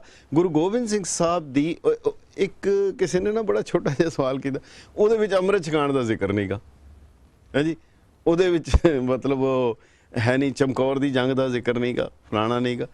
ਮੈਂ ਉਹਨੂੰ ਸਿੰਪਲ ਉਹਨਾਂ ਨੂੰ ਕਿਹਾ, ਭਾਈ ਸਾਹਿਬ ਗੁਰੂ ਗ੍ਰੰਥ ਸਾਹਿਬ ਵਿੱਚ ਬਲੂ ਸਟਾਰ ਦਾ ਜ਼ਿਕਰ ਕਿਉਂ ਨਹੀਂ ਹੈ? ਉਹ ਕਹਿੰਦਾ ਜੀ ਕਿਆ ਬੇਹੂਦਾ ਸਵਾਲ ਹੈ, ਮਤਲਬ ਉੱਤੇ ਪਹਿਲੇ ਦੇ। ਤੇ ਜਿਹੜਾ ਗੁਰੂ ਸਾਹਿਬ ਨੇ ਉਸ ਤੋਂ ਖਾਲਸੇ ਦੀ ਸਿਰਜਣਾ ਤੋਂ ਕਿੰਨੇ ਸਾਲ ਪਹਿਲੇ ਗ੍ਰੰਥ ਮੁਕੰਮਲ ਹੋ ਗਿਆ, ਜਿਹੜੀ ਬਾਇਓਗ੍ਰਾਫੀ, ਆਟੋਬਾਇਓਗ੍ਰਾਫੀ ਕਿਸੇ ਅਵਸਥਾ ਦਾ ਕੀ ਲਿਖਦਾ ਨਾ। ਹੁਣ ਅੱਜ ਮੇ ਬਾਇਓਗ੍ਰਾਫੀ ਹੈਗੀ ਕਿਸੇ ਦੀ ਅੱਜ ਦੀ ਡੇਟ ਤੱਕ, ਕਿਉਂਕਿ ਉਸ ਤੋਂ ਬਾਅਦ ਦੀਆਂ ਘਟਨਾਵਾਂ ਦਾ ਕਿੱਦਾਂ ਜ਼ਿਕਰ ਆਉਂਦਾ। ਬਿਲਕੁਲ ਜੀ। ਸੋ ਜਿਹੜੀ ਚੀਜ਼ ਨੂੰ ਸਮਝੇਗਾ ਨਹੀਂ, ਉਸ ਚੀਜ਼ ਨੂੰ ਸਮਝ ਹੀ ਨਹੀਂ ਸਕਦਾ। ਉਹਦੇ ਗੁਰੂ ਸਾਹਿਬ ਨੇ ਵੀ ਕਿਹਾ ਸੀਗਾ, ਕਰੇ ਨਿਤ ਅਨਰਥੰ ਸਮਰਥੰ ਨਾ ਏਤੇ। ਐਸੇ ਬੰਦੇ ਹੋਣਗੇ ਜਿਹੜੇ ਸਮਰੱਥ ਨਹੀਂ ਹੋਣਗੇ ਪਰ ਅਰਥ ਦਾ ਅਨਰਥ ਕਰਨਗੇ। ਫਿਰ ਨਾਲ ਇਹ ਵੀ ਕਹਿਤਾ, ਕੋਈ ਚਿੰਤਾ ਦੀ ਗੱਲ ਵੀ ਨਹੀਂ, ਅੰਤ ਬਹੁ ਬਰਪਾਨ ਜੋ ਮਤ ਆਪ ਹੀ ਮਿਟ ਜਾਏਂਗੇ। ਗੁਰੂ ਸਾਹਿਬ ਦੇ ਬਾਰੇ ਵੀ ਤੇ ਕਿੰਨਾ ਕੁਝ ਲਿਖਣ ਵਾਲੇ ਲਿਖਦੇ ਗਏ, ਬੋਲਦੇ ਗਏ ਹੈਗੇ। ਗੱਲ ਇਹ ਹੈ, ਸਭ ਤੋਂ ਪਹਿਲੀ ਚੀਜ਼ ਤਾਂ ਇੱਕ ਪੁਰਾਤਨ ਸਿੰਘ ਜਿਹੜੇ ਸੀ ਨਾ, ਉਹ ਇੱਕ ਲਫ਼ਜ਼ ਵਰਤਦੇ ਸੀ, ਸਤਿ ਸ੍ਰੀ ਅਕਾਲ। ਅਗਲਾ ਲਫ਼ਜ਼ ਹੁੰਦਾ ਸੀ ਗੁਰਬਰ ਅਕਾਲ। ਇਹ ਬਹੁਤ ਇੰਪੋਰਟੈਂਟ ਹੈ, ਅਸੀਂ ਭੁੱਲ ਗਏ ਹਾਂ, ਅਸੀਂ ਨਹੀਂ ਯਾਦ ਰਿਹਾ। ਸਤਿ ਸ੍ਰੀ ਅਕਾਲ, ਗੁਰਬਰ ਅਕਾਲ। ਗੁਰਬਰ ਅਕਾਲ ਦਾ ਅਰਥ ਹੈ ਗੁਰੂ ਬਰਾਬਰ ਹੈ ਅਕਾਲ ਦੇ, ਗੁਰੂ ਬਰਾਬਰ ਹੈ। ਮੇਰੀ ਪਹਿਲੀ ਪੀੜ੍ਹੀ, ਮੇਰੇ ਬਜ਼ੁਰਗ, ਮੇਰੇ ਵਾਲਦ ਸਾਹਿਬ, ਮੇਰੇ ਪਿਤਾ ਜੀ, ਉਹ ਗੁਰਬਰ ਅਕਾਲ ਨੂੰ ਅਮਲੀ ਤੌਰ ਤੇ ਮੰਨਦੇ ਸੀ ਕਿ ਗੁਰੂ ਅਕਾਲ ਪੁਰਖ ਦਾ ਨਿਜ ਸਰਗਣ ਸਰੂਪ ਹੈ। ਹੁਣ ਜੇ ਅਕਾਲ ਪੁਰਖ ਦਾ ਸਰਗਣ ਸਰੂਪ ਹੈ, ਮੈਂ ਇਹ ਸਵਾਲ ਕਰਾਂ ਕਿ ਉਹ ਇਹ ਕਰ ਸਕਦਾ ਹੈ, ਕਿ ਉਹ ਬੋਲ ਸਕਦਾ ਹੈ, ਕਿ ਉਹ ਲਿਖ ਸਕਦਾ ਹੈ? ਮੇਰਾ ਖਿਆਲ ਹੈ ਮੂਰਖਤਾ ਹੋਏਗੀ। ਗੱਲ ਹੈ ਉਸ ਚੀਜ਼ ਨੂੰ ਸਮਝੇ ਬਿਨਾ, ਕਿਉਂਕਿ ਜਦੋਂ ਉਸ ਚੀਜ਼ ਨੂੰ, ਹੁਣ ਮੈਂ ਤੁਹਾਨੂੰ ਛੋਟੀ ਜਿਹੀ ਗੱਲ ਦੱਸੀ ਨਾ ਕਿ ਰਾਮ ਕ੍ਰਿਸ਼ਨਾ ਅਵਤਾਰ ਲਿਖ ਰਹੇ ਹੈ, ਕਹਿ ਰਹੇ ਹੈ ਦਸਮ ਕਥਾ ਭਗਵਤ ਕੀ ਬਾਖਾ ਕਰੀ ਬਣਾਏ, ਅਵਰ ਵਾਸਨਾ ਨਾ ਹੈ ਪ੍ਰਭ ਧਰਮ ਯੁੱਧ ਕੋ ਚਾਹੇ। ਮਕਸਦ ਦੱਸੀ ਜਾ ਰਹੇ। ਕ੍ਰਿਸ਼ਨਾ, ਸ਼੍ਰੀ ਕ੍ਰਿਸ਼ਨ ਦੀ ਜੀਵਨੀ ਬੜੀ ਕਲਰਫੁਲ ਹੈ, ਬਹੁਤ ਹੀ ਕਲਰਫੁਲ ਜੀਵਨੀ ਹੈ। ਉਹਨਾਂ ਦਾ ਬਾਲਪਨ, ਉਹਨਾਂ ਦੀ ਜਵਾਨੀ, ਉਹਨਾਂ ਦਾ ਰਾਜ, ਉਹਨਾਂ ਦੀ ਨੀਤੀ, ਉਹਨਾਂ ਦਾ ਰਣਨੀਤੀ, ਸਾਰੀ ਕਮਾਲ ਦੀ ਚੀਜ਼ ਹੈ। ਗੁਰੂ ਸਾਹਿਬ ਨੂੰ ਕੋਈ ਉਸ ਨਾਂ ਨਾਲ ਕੋਈ ਦਿੱਕਤ ਨਹੀਂ ਹੈ। ਉਹਨਾਂ ਨੇ ਤੇ ਵਾਹਿਗੁਰੂ ਨੂੰ ਵੀ ਕਿਹਾ ਤੁਸੀਂ ਕ੍ਰਿਸ਼ਨ ਨਾਂ ਰੱਖ ਲਓ, ਕੋਈ ਹਰਜ ਨਹੀਂ। ਉਹਨੂੰ ਕ੍ਰਿਸ਼ਨ ਦੇ ਨਾਂ ਨਾਲ ਵੀ ਵਾਹਿਗੁਰੂ ਨੂੰ ਮਨਾ ਲਓ, ਕੋਈ ਹਰਜ ਨਹੀਂ। ਬਿੰਦਰਾਵਨ ਹਰਨ ਮਨੋਹਰ ਕ੍ਰਿਸ਼ਨ ਚਰਾਵਤ ਗਾਉ ਰੇ। ਐ ਵਾਹਿਗੁਰੂ ਮੇਰੇ ਹਿਰਦੇ 'ਚ ਕ੍ਰਿਸ਼ਨ ਬਣ ਕੇ ਗਊਆਂ ਚਰਾ, ਮੇਰੇ ਹਿਰਦੇ ਦੇ ਬੇਲੇ ਦੇ ਵਿੱਚ, ਮੈਨੂੰ ਕੋਈ ਇਤਰਾਜ਼ ਨਹੀਂ। ਪਰ ਇੱਕ ਵਾਰਨਿੰਗ ਹੈ, ਤੁਸੀਂ ਰੱਬ ਨੂੰ ਕ੍ਰਿਸ਼ਨ ਕਹਿ ਸਕਦੇ ਹੋ, ਕ੍ਰਿਸ਼ਨ ਨੂੰ ਰੱਬ ਨਹੀਂ ਕਹਿ ਸਕਦੇ। ਇਹ ਸਮਝਣ ਵਾਲੀ ਗੱਲ ਹੈ। ਬਿਲਕੁਲ ਠੀਕ ਹੈ ਨਾ। ਇਹ ਜਿਹੜਾ ਜਿੰਨੀ ਦੇਰ ਤੱਕ ਇਹ ਭੇਦ ਨਹੀਂ ਆਏਗਾ, ਹੁਣ ਉਹਦੇ 'ਚ ਆ ਗਿਆ ਜੀ, ਉਹ ਨਾਮ ਆ ਗਿਆ ਜੀ ਰਾਮ ਦਾ ਜੀ, ਉਹਦਾ ਜੀ। ਹੁਣ ਗੁਰੂ ਗ੍ਰੰਥ ਸਾਹਿਬ ਵਿੱਚ ਦਸ਼ਰਥ ਪੁੱਤਰ ਰਾਮ ਬਾਰੇ ਇਹ ਆਇਆ ਹੈ ਕਿ ਗੁਰਮੁਖ ਬਾਂਧਿਓ ਸੇਤ ਵਿਧਾਤੇ ਹਵਾਲਾ ਦਿੱਤਾ। ਹੁਣ ਰਾਮਚੰਦਰ ਨੂੰ ਗੁਰਮੁਖ ਕਿਹਾ। ਹੁਣ ਜੇ ਕਿਸੇ ਨੂੰ ਗੁਰਮੁਖ ਉਹ ਕਹੇ ਜੀ ਰਾਮਚੰਦਰ ਜੀ ਗੁਰਮੁਖ ਸਨ, ਉਹ ਤੁਸੀਂ ਕਹੋ ਜੀ ਇਹ ਕੀ ਬੋਲੀ ਜਾਂਦਾ। ਹੁਣ ਗੁਰੂ ਗ੍ਰੰਥ ਸਾਹਿਬ ਵਿੱਚ ਹੈ ਗੁਰਮੁਖ ਬਾਂਧਿਓ ਸੇਤ ਵਿਧਾਤੇ, ਪਰ ਪੂਰਾ ਜਿਹੜਾ ਕ੍ਰਿਸ਼ਨਾ ਅਵਤਾਰ ਵੀ ਜਿਸ ਵੇਲੇ ਲਿਖ ਰਹੇ ਹੈ, ਕ੍ਰਿਸ਼ਨ ਲੀਲਾ ਦੇ ਵਿੱਚ, ਕ੍ਰਿਸ਼ਨ ਚਰਿੱਤਰ ਦੇ ਵਿੱਚ ਅਖੀਰਲਾ ਜਿਹੜਾ ਰੂਪ ਹੈ ਕ੍ਰਿਸ਼ਨ ਦਾ, ਉਹ ਰਣਛੋੜ ਜੀ ਹੈ। ਸ਼੍ਰੀ ਕ੍ਰਿਸ਼ਨ ਦਾ ਗਲਤ ਨਹੀਂ ਹੈ, ਸਹੀ ਦੀ ਗਲਤ ਨਹੀਂ ਹੈਗੀ। ਉਹਨਾਂ ਦਾ ਜੀਵਨ ਹੈ, ਉਹਨਾਂ ਦਾ ਉਸ ਤਰ੍ਹਾਂ ਦਾ ਜੀਵਨ ਹੈ, ਉਹਨਾਂ ਦਾ ਉਸ ਤਰ੍ਹਾਂ ਦਾ ਉਹਨਾਂ ਨੂੰ ਨਾਟਕ ਮਿਲਿਆ, ਉਹ ਕਰ ਰਹੇ ਹੈ। ਜਿਹੜਾ ਰੱਬ ਵੱਲੋਂ ਮਿਲਿਆ ਹੈਗਾ ਕਰ ਰਹੇ ਹੈ। ਔਰ ਉਹਦੇ ਵਿੱਚ ਉਹ ਕ੍ਰਿਸ਼ਨ ਜਿਹੜੇ ਹੈ ਉਹ ਰਣਛੋੜ ਜੀ। ਅੱਜ ਤੁਸੀਂ ਗੁਜਰਾਤ ਵਿੱਚ ਜਾਓ, ਬਹੁਤ ਨਾਮ ਮਿਲਣਗੇ ਰਣਛੋੜ ਜੀ। ਤੁਸੀਂ ਟੈਲੀਫੋਨ ਡਾਇਰੈਕਟਰੀ ਦੇਖੋ, ਵੱਧ ਤੋਂ ਵੱਧ ਨਾਂ ਰਣਛੋੜ ਜੀ ਹੋਣਗੇ। ਹੁਣ ਕਦੀ ਰਣਛੋੜ ਜੀ ਦਾ ਮਤਲਬ ਸਮਝੋ, ਰਣ ਛੱਡ ਦਿੱਤਾ। ਕ੍ਰਿਸ਼ਨ ਅਵਤਾਰ ਲਿਖ ਰਹੇ ਹੈ ਗੁਰੂ ਸਾਹਿਬ, ਔਰ ਕਹਿ ਕੀ ਰਹੇ ਹੈ, ਅਵਰ ਵਾਸਨਾ ਨਾ ਹੀ ਪ੍ਰਭ ਧਰਮ। ਉਹਦੇ 'ਚ ਕਹਿ ਰਹੇ, ਹੇ ਰਬ ਹੇ ਸਸ ਹੇ ਕਰਨਾ ਨਿਦ, ਮੇਰੀ ਅਬੈ ਬੇਨਤੀ ਸੁਣ ਲੀਜੇ। और न मांगत हो तुम ते एक चाहत हो चित में सोई कीजे, शस्त्रन स्योत हीरण भीतर जूझ मरो तो साच भतीजे। उथे रणजूझ ਦੀ ਗੱਲ ਕਰ ਰਹੇ, ਮੈਂ ਰਣਜੂਝ ਬਣਾਂਗਾ, ਮੈਂ ਰਣ ਛੋੜ ਨਹੀਂ ਬਣਾਂਗਾ। ਕੀ ਬਾਤ ਹੈ ਜੀ, ਕੀ ਬਾਤ। ਗੱਲ ਬੜੀ ਸਿੰਪਲ ਹੈ। ਯਾਨੀ ਉਹਨਾਂ ਨੂੰ ਇਸ ਨੂੰ ਕਿਹਾ ਜਾਂਦਾ ਹੈ ਉਸ਼ਟ ਲਸ਼ਟਿਕਾ ਮੋਸ਼ਨ ਅਲੰਕਾਰ। ਉਸ਼ਟ ਲਸ਼ਟਿਕਾ, ਊਂਠਾਂ ਵਾਲੇ ਜਦੋਂ ਊਂਠ ਲੱਦ ਕੇ ਲਿਜਾਂਦੇ ਹੁੰਦੇ ਆ, ਲੱਕੜਾਂ ਲੱਦੀਆਂ, ਊਂਠ ਰੁਕਦਾ ਹੈ, ਇੱਕ ਲੱਕੜ ਕੱਢ ਕੇ ਉਹਨੂੰ ਠੋਕਦੇ ਆ, ਫਿਰ ਊਂਠ ਲੱਕੜ ਵਾਪਸ। ਗੁਰੂ ਸਾਹਿਬ ਨੂੰ ਕੋਈ ਇਤਰਾਜ਼ ਨਹੀਂ ਹੈ ਸ਼੍ਰੀ ਰਾਮ ਨੂੰ ਗੁਰਮੁਖ ਰਾਮ ਕਹਿਣ 'ਚ, ਕ੍ਰਿਸ਼ਨ ਨੂੰ ਧੰਨ ਧੰਨ ਮਾਤਾ ਦੇਵਕੀ ਉਹਨਾਂ ਨੂੰ ਕਹਿਣ 'ਚ ਕੋਈ ਇਤਰਾਜ਼ ਨਹੀਂ ਹੈ। ਪਰ ਦੋਨਾਂ 'ਚ ਫਰਕ ਹੈ ਕਿ ਗੁਰੂ ਸਾਹਿਬ ਨੇ ਉਸਤਤ ਕੀਤੀ ਹੈ, ਸਤੁਤੀ ਕੇਵਲ ਪਰਮਾਤਮਾ ਦੀ। ਸਤੁਤੀ ਤੇ ਉਸਤਤ ਵਿੱਚ ਬੜਾ ਫਰਕ ਹੈ। ਦੇਵੀ ਜੂ ਕੀ ਉਸਤਤ ਹੈ ਕਿਸੇ ਦੀ ਤਾਰੀਫ ਕਰਨੀ। ਗੁਰੂ ਗੋਬਿੰਦ ਸਿੰਘ ਸਾਹਿਬ ਨੇ ਔਰੰਗਜ਼ੇਬ ਦੀ ਵੀ ਕੀਤੀ ਹੈ। ਹੁਣ ਤੁਸੀਂ ਕਿਸੇ ਦੁਸ਼ਮਣ ਦੀ ਵੀ ਉਹਦੀ ਰਣ ਕੌਸ਼ਲ ਦੀ ਅਗਰ ਤਾਰੀਫ ਕਰਦੇ ਹੋ, ਇਹ ਕੋਈ ਗਲਤ ਨਹੀਂ ਹੈ। ਬਿਲਕੁਲ। ਕੋਈ ਹਰਜ ਨਹੀਂਗਾ, ਠੀਕ ਹੈ। ਸਾਡੇ ਦੁਸ਼ਮਣਾਂ ਨੇ ਵੀ ਜਿਵੇਂ ਕਾਜ਼ੀ ਨੂਰ ਮੁਹੰਮਦ ਨੇ ਸਿੱਖਾਂ ਦੀ ਬੜੀ ਤਾਰੀਫ ਵੀ ਕੀਤੀ ਹੈ, ਪਰ ਇਹ ਨਹੀਂ ਕਿ ਉਹਨੇ ਸਿੱਖ ਧਰਮ ਅਪਣਾ ਲਿਆ ਜਾਂ ਸਿੱਖ ਮਤ ਨੂੰ ਅਪਣਾ ਲਿਆ। ਸੋ ਗੁਰੂ ਸਾਹਿਬ ਜਦੋਂ ਕ੍ਰਿਸ਼ਨ ਅਵਤਾਰ ਲਿਖ ਰਹੇ ਆ, ਔਰ ਉਹ ਵੀ 21 ਸਾਲ ਦੀ ਉਮਰ 'ਚ ਭੰਗਾਣੀ ਦੇ ਯੁੱਧ ਤੋਂ ਪਹਿਲੇ, ਔਰ ਉਸ ਨੂੰ ਚਰਿਤਾਰਥ ਕੀਤਾ ਹੈ 2 ਸਾਲ ਬਾਅਦ। ਜੇ ਰਾਮਾ ਅਵਤਾਰ ਲਿਖ ਰਹੇ ਆ, ਬੜਾ ਕੁਝ ਲਿਖ ਰਹੇ ਆ, ਸਾਰਾ ਕੁਝ ਲਿਖ ਰਹੇ ਆ, ਔਰ ਉਹਦੇ 'ਚ ਕਈ ਕੁਝ ਉਹਦੇ 'ਚ ਤਾਰੀਫ ਵੀ ਕਰਦੇ, ਕਹਿੰਦੇ ਜ਼ੁਲਫੇ ਹਸੀਨ ਜਾਕੀ, ਮਾਦਕ ਸ਼ਰਾਬ ਪੀਨੇ, ਕਿੰਨਾ ਕੁਝ ਉਹਦੇ ਬਾਰੇ ਲਿਖਿਆ। ਪਰ ਅਖੀਰ ਦੇ ਵਿੱਚ ਕਿਹਾ ਕਿ ਰਾਮ ਕਥਾ ਜੁਗ ਜੁਗ ਅਟਲ, ਇਹ ਰਾਮ ਦੀ ਕਹਾਣੀ ਜੁਗ, ਔਰ ਵਾਕਈ ਹੈ। ਗੁਰੂ ਨਾਨਕ ਸਾਹਿਬ ਨੇ ਕਿਹਾ ਰਾਮਕਾਰ ਬਿਲਕੁਲ ਦੁੱਖ ਲਗੇ ਨਾ ਪਾਈ। ਰਾਮ ਦੀ ਕਾਰ ਜਿਹੜੀ ਹੈ ਉਹ ਲਕੀਰ ਹੈ, ਕਦੀ ਨਹੀਂ ਮਿਟ ਸਕਦੀ। ਹਵਾਲੇ ਆਏ, ਸਾਰਾ ਕੁਝ ਆਏ, ਪਰ ਅਖੀਰ ਵਿੱਚ ਕਨਕਲੂਡ ਕੀ ਕਰਦੇ ਆ ਗੁਰੂ ਸਾਹਿਬ? ਕਦੀ ਉਹਨਾਂ ਦਾ ਉਹ ਜਿਹੜਾ ਵਰਣਨ ਹੈ ਸਾਹਿਤਕ ਪੱਖ ਵੀ ਜੇਕਰ ਲੈ ਲਿਆ ਜਾਏ ਤਾਂ ਇਤਨਾ ਕਮਾਲ ਦਾ ਉਹ ਹੈਗਾ, ਜਿਹੜਾ ਬੰਦਾ ਕਦੀ ਉਹਦੇ 'ਚ ਹੀ ਖੁੱਭ ਜਾਂਦਾ। ਬਿਲਕੁਲ ਕਿ ਰਾਵਣ ਦੀ ਵੋਟੀ ਮੰਦੋਦਰੀ ਉਹਨੂੰ ਕਹਿ ਰਹੀ ਹੈ, ਮੰਦੋਦਰੀ ਉਸ ਨੂੰ ਕਹਿ ਰਹੀ ਹੈ ਕਿ ਕੀ ਤੂੰ ਮਤਲਬ ਕਿਉਂ ਸੀਤਾ ਚੁੱਕ ਲਿਆ, ਉਹਨੂੰ ਵਾਪਸ ਦੇ ਦੇ। तो कह रहे चौर चंद्रंग करंग छत्र सूरज धरंग वेद ब्रह्मा रंग द्वार मेरे पाक पावंग करण वीर वरणंग धरंग जच विद्या धरंग कीन चेहरे। बिल्कुल गुरु ग्रंथ साहब की ट्रांसलेशन है। चंद सूरज जाके तप्त रसोई पैसंतर जाके कपड़े धोए, बिल्कुल है। कितनी उहदे च है। और फिर वो कह रहे हैं मदोदरी कहती कितनी सॉफ्टनेस है साहित्यक पक्ष तो कलम विच। गुरु गोबिंद सिंह साहब की कलम है, मूँह मंदोदरी के मूँह च पा के कह रहे हैं, कहती है सूरबीरा सजे घोर बाजे बजे भाज कंता सुने राम आए। बल मारियो बली सिंध पाटियो जिन्हें राम अवतार सोई कहाए। ब्याद जीतियो जिन्हें जंब मारियो उन्हें तिन ताहू से बैर कैसे रचाए। दे मिलो जान की बात है सियान की चाम के नाम काहे चलाए। क्यों चमड़े दे सिक्के चलाई जाना, दे दे उदी सीता वापस, तू रख के की करनी। हुण अपनी आई ते आ गया। देखो कलम शाब्दिक चित्रण कितना कर रहे हैं गुरु साहब। गुरु साहब कह रहे हैं, कहते हैं कि बावरी रांड क्या भांड बातें बके, पागल जनानी बकवास करी जा रही है इन्नी देर दी। देखो उन्हां दे शब्दां दी चोण जदों उहदा चित्रण करैक्टर है तो उहदे लफ्ज़ जिहड़े है एप्रोप्रीएट। हुण रावण बोल रहा है, कहंदा रावण कहंदा बावरी रांड क्या भांड बातें बके, रंक से राम का छोड़ रासा। काढ़ हो बान बांस दै बाकी देखियो आज ताको तमाशा। 20 बाहंग धरंग शीस दसंग सिरण सैन संभू है संग मेरे। भाज जय है कहाँ बाट पै है ओ हम मारे हो बाज जैसे बटेरे। 20 मेरियां बावां है 10 मेरे सिर है, फौजां मेरे नाल है, भज के जाएगा कित्थे। इदां रगड़ांगा जिद्दां बटेरा रगड़दा, बटेरे नूं बाज रगड़दा। बिल्कुल जी। सो मेरा मतलब जेड़ा जिहदा एप्रोप्रीएट करैक्टर कहानी लिखी। और कहंदे राम कथा जुग जुग अटल। 100 तो वध रामायण हैगियां, और भावें मलेशिया है, इंडोनेशिया है, कई जगह राम की कहानी वख-वख रूपां चलती है, वख-वख लिखारी है। सो गुरु साहब ने कहा राम कथा जुग जुग अटल, ये नहीं मिट सकती, ये मिटेगी नहीं, पिटा के भी नहीं मिट सकता। पर हुण कनकलूड कर रहे हैं राम अवतार। कहते राम और रावण की कहानी बड़ी सोहनी है, बहुत वधिया है, जंग भी बड़ा वधिया, पर साध असाध जानो नहीं, बात सुबाद विवाद। साध की है तो साध की है, ये विवाद का विषय मैं झगड़े च नहीं पैंदा। साध असाध जानो नहीं, बात सुबाद विवाद। ग्रंथ सगल पूरन की हो, भगवत कृपा प्रसाद। अगली लाइन सवैया पाए गए जबते तुमरे तबते को आंख तेरे नहीं आने हो। राम रहीम पुराण कुरान अनेक कहें, मत एक ना मान्यो। सिमरत शाह मतलब मकसद ये है लिखण दा। बिल्कुल जी। मकसद जिहड़ा है गुरु साहब दा सारा इष्ट कौन है, उहदी कहानी उष्टलिष्टिका अलंकार है। किसी के हवाले अज अगर मैं इत्थे दसना तो मैं लोकली अमेरिका तो मैं ट्रंप की तो हिलरी की गल करके हवाला देंगा ना, किसी को कुछ चीज़ समझानी हैगी। सो उन्हां दे जे उत्थे दे सिख उसदा सीगा। पर गुरु साहब दा कमाल है, छोटे छोटे लफ्ज़ां दे विच जिहड़े उन्होंने आदेश जिहड़े उन्होंने प्रिंसीपल्स देते, एक लफ्ज़ गुरु साहब दा और उस यूनीवर्सल है।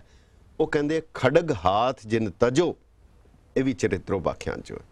खड़ग हाथ जिन तजो, जिस बंदे दे हाथ दा तलवार दे दस्ते तो हाथ हट जाएगा। बिल्कुल ना, move your hand fist from the hilt of the sword. खड़ग हाथ जिन तजो, खड़ग धारा सहो, फिर तलवार तुहाडे सिर ते डिगेगी। बिल्कुल जी बिल्कुल। फिर एक लाइन होर गुरु साहब कह रहे हैं, कहते एक मदी एक शराबी होए ਦੂਜੇ ਤਰਨ ਦੂਜੀ ਜਵਾਨੀ ਹੋਏ, ਤੀਜੇ ਅਤ ਧਨ ਧਾਮ, ਇੱਕ ਜਵਾਨ ਹੋਏ ਸ਼ਰਾਬੀ ਹੋਏ ਘਰ ਘਾਟ ਚੰਗਾ ਹੋਏ। ਗੁਰੂ ਸਾਹਿਬ ਏਕ ਮਦੀ ਦੂਜੇ ਤਰਨ ਤੀਜੇ ਅਤ ਧਨ ਧਾਮ, ਪਾਪ ਕਰੇ ਬਿਨ ਕਿਉਂ ਬਚੇ ਬਚੇ ਬਚਾਵੇ ਰਾਮ। ਇਹ ਤਾਂ ਵਾਹਿਗੁਰੂ ਬਚਾ ਸਕਦਾ ਹੈ। ਇਹ ਮਕਸਦ ਹੈ, ਇਹ ਆਦੇਸ਼ ਹੈ ਉਹਨਾਂ ਇਨਸਾਨਾਂ, ਸਾਡੇ ਵਰਗੇ ਜਾਨਵਰ ਰੂਪੀ ਪਸ਼ੂਆਂ ਰੂਪੀ ਇਨਸਾਨਾਂ ਨੂੰ ਅਕਾਲ ਪੁਰਖ ਨਾਲ ਮਿਲਾ ਕੇ ਆਪਣਾ ਰੂਪ ਦੇ ਦੇਣਾ, ਆਪਣਾ ਸਾਰਾ ਕੁਝ ਵਾਰ ਦੇਣਾ। ਇਸ ਮਕਸਦ ਲਈ ਉਹ ਸਾਰੀ ਬਾਣੀ ਦੀ ਰਚਨਾ। ਬਿਲਕੁਲ ਜੀ, ਇਹ ਮਨ 'ਚ ਸਵਾਲ ਤੇ ਬਹੁਤ ਉੱਠਦੇ ਪਏ ਸਨ, ਤੇ ਪਰ ਤੁਸੀਂ ਜਦੋਂ ਗੱਲਾਂ ਕਰਦੇ ਸੀ ਉਹਨਾਂ ਸਵਾਲਾਂ ਤੇ ਪੜਦੇ ਪਏ ਹੀ ਜਾਂਦੇ ਸਨ। ਚਲੋ ਗੁਰੂ ਮੈਂ ਤਾਂ ਨਹੀਂ ਤੁਹਾਨੂੰ ਟੋਕਿਆ। ਤੁਹਾਡੇ ਕੋਲ ਉਹਨਾਂ ਦੀ ਬਾਣੀ ਹੈ, ਉਹਨਾਂ ਦੀ ਬਾਣੀ ਇਹਨਾਂ ਕੋ ਕਲਾ ਆ ਨਾ ਜੀ। ਬਿਲਕੁਲ। ਤੇ ਜਿਹੜਾ ਤਰੀਕਾ ਆ, ਕਿਉਂਕਿ ਲੋਕ ਪੈਕਿੰਗ ਖੋਲਦੇ ਨੇਗੇ ਉੱਦੇ ਕਿ ਜਿਹਦੇ ਵਿੱਚ ਬਹੁਤ ਮਾੜੀਆਂ ਚੀਜ਼ਾਂ, ਮਾੜੀਆਂ ਚ ਖੋਲ ਕੇ ਦੇ ਦਿਖਾ ਲੈਣਗੇ ਨਾ ਤੁਹਾਨੂੰ। ਬਿਲਕੁਲ ਜੀ, ਬਿਲਕੁਲ ਇਸ ਤਰ੍ਹਾਂ ਚਾਹੀਦਾ ਹੈ, ਕਿਉਂਕਿ ਬਹੁਤ ਜ਼ਰੂਰੀ ਨੇ। ਭੁਲੇਖੇ ਜ਼ਿਆਦਾ ਪਾਏ ਹੋਏ ਆ, ਤਾਂ ਦੋ ਸੁਣਦੇ ਕਿਉਂ? ਦੇਖੋ ਜੀ, ਪਰ ਹੁਣ ਕੰਨਾਂ ਦੇ ਕੱਚੇ। ਮੌਲਾਨਾ ਰੂਮੀ ਕਹਿੰਦਾ ਤੂੰ 3 ਚੀਜ਼ਾਂ ਕਰ ਲੈ, ਮੈਂ ਗਰੰਟੀ ਦਿੰਨਾ, ਕੰਨ ਬੰਦ ਕਰ, ਅੱਖਾਂ ਬੰਦ ਕਰ, ਮੂੰਹ ਬੰਦ ਕਰ, ਰੱਬ ਨਾ ਮਿਲੇ ਮੈਨੂੰ ਫੜ ਲਿਆ। ਬਿਲਕੁਲ ਜੀ, ਬਿਲਕੁਲ। ਤੇ ਭਾਈ ਸਾਹਿਬ ਤੁਸੀਂ ਕਥਾ ਗੁਰੂ ਘਰ ਕਰਦੇ ਜੇ, ਤੇ ਕਿਹੜਾ ਟਾਈਮ ਹੈਗਾ ਸੰਗਤਾਂ ਨੂੰ ਵੀ ਮਾੜਾ ਜਿਹਾ ਪਤਾ ਲੱਗ ਜੇ? ਹਾਂਜੀ, ਰਹਿਰਾਸ ਸਾਹਿਬ ਤੋਂ ਬਾਅਦ ਤਕਰੀਬਨ 6:30 ਵਜੇ ਦੀਵਾਨ ਆਰੰਭ ਹੋ ਜਾਂਦਾ ਹੈ। ਅੱਛਾ ਜੀ।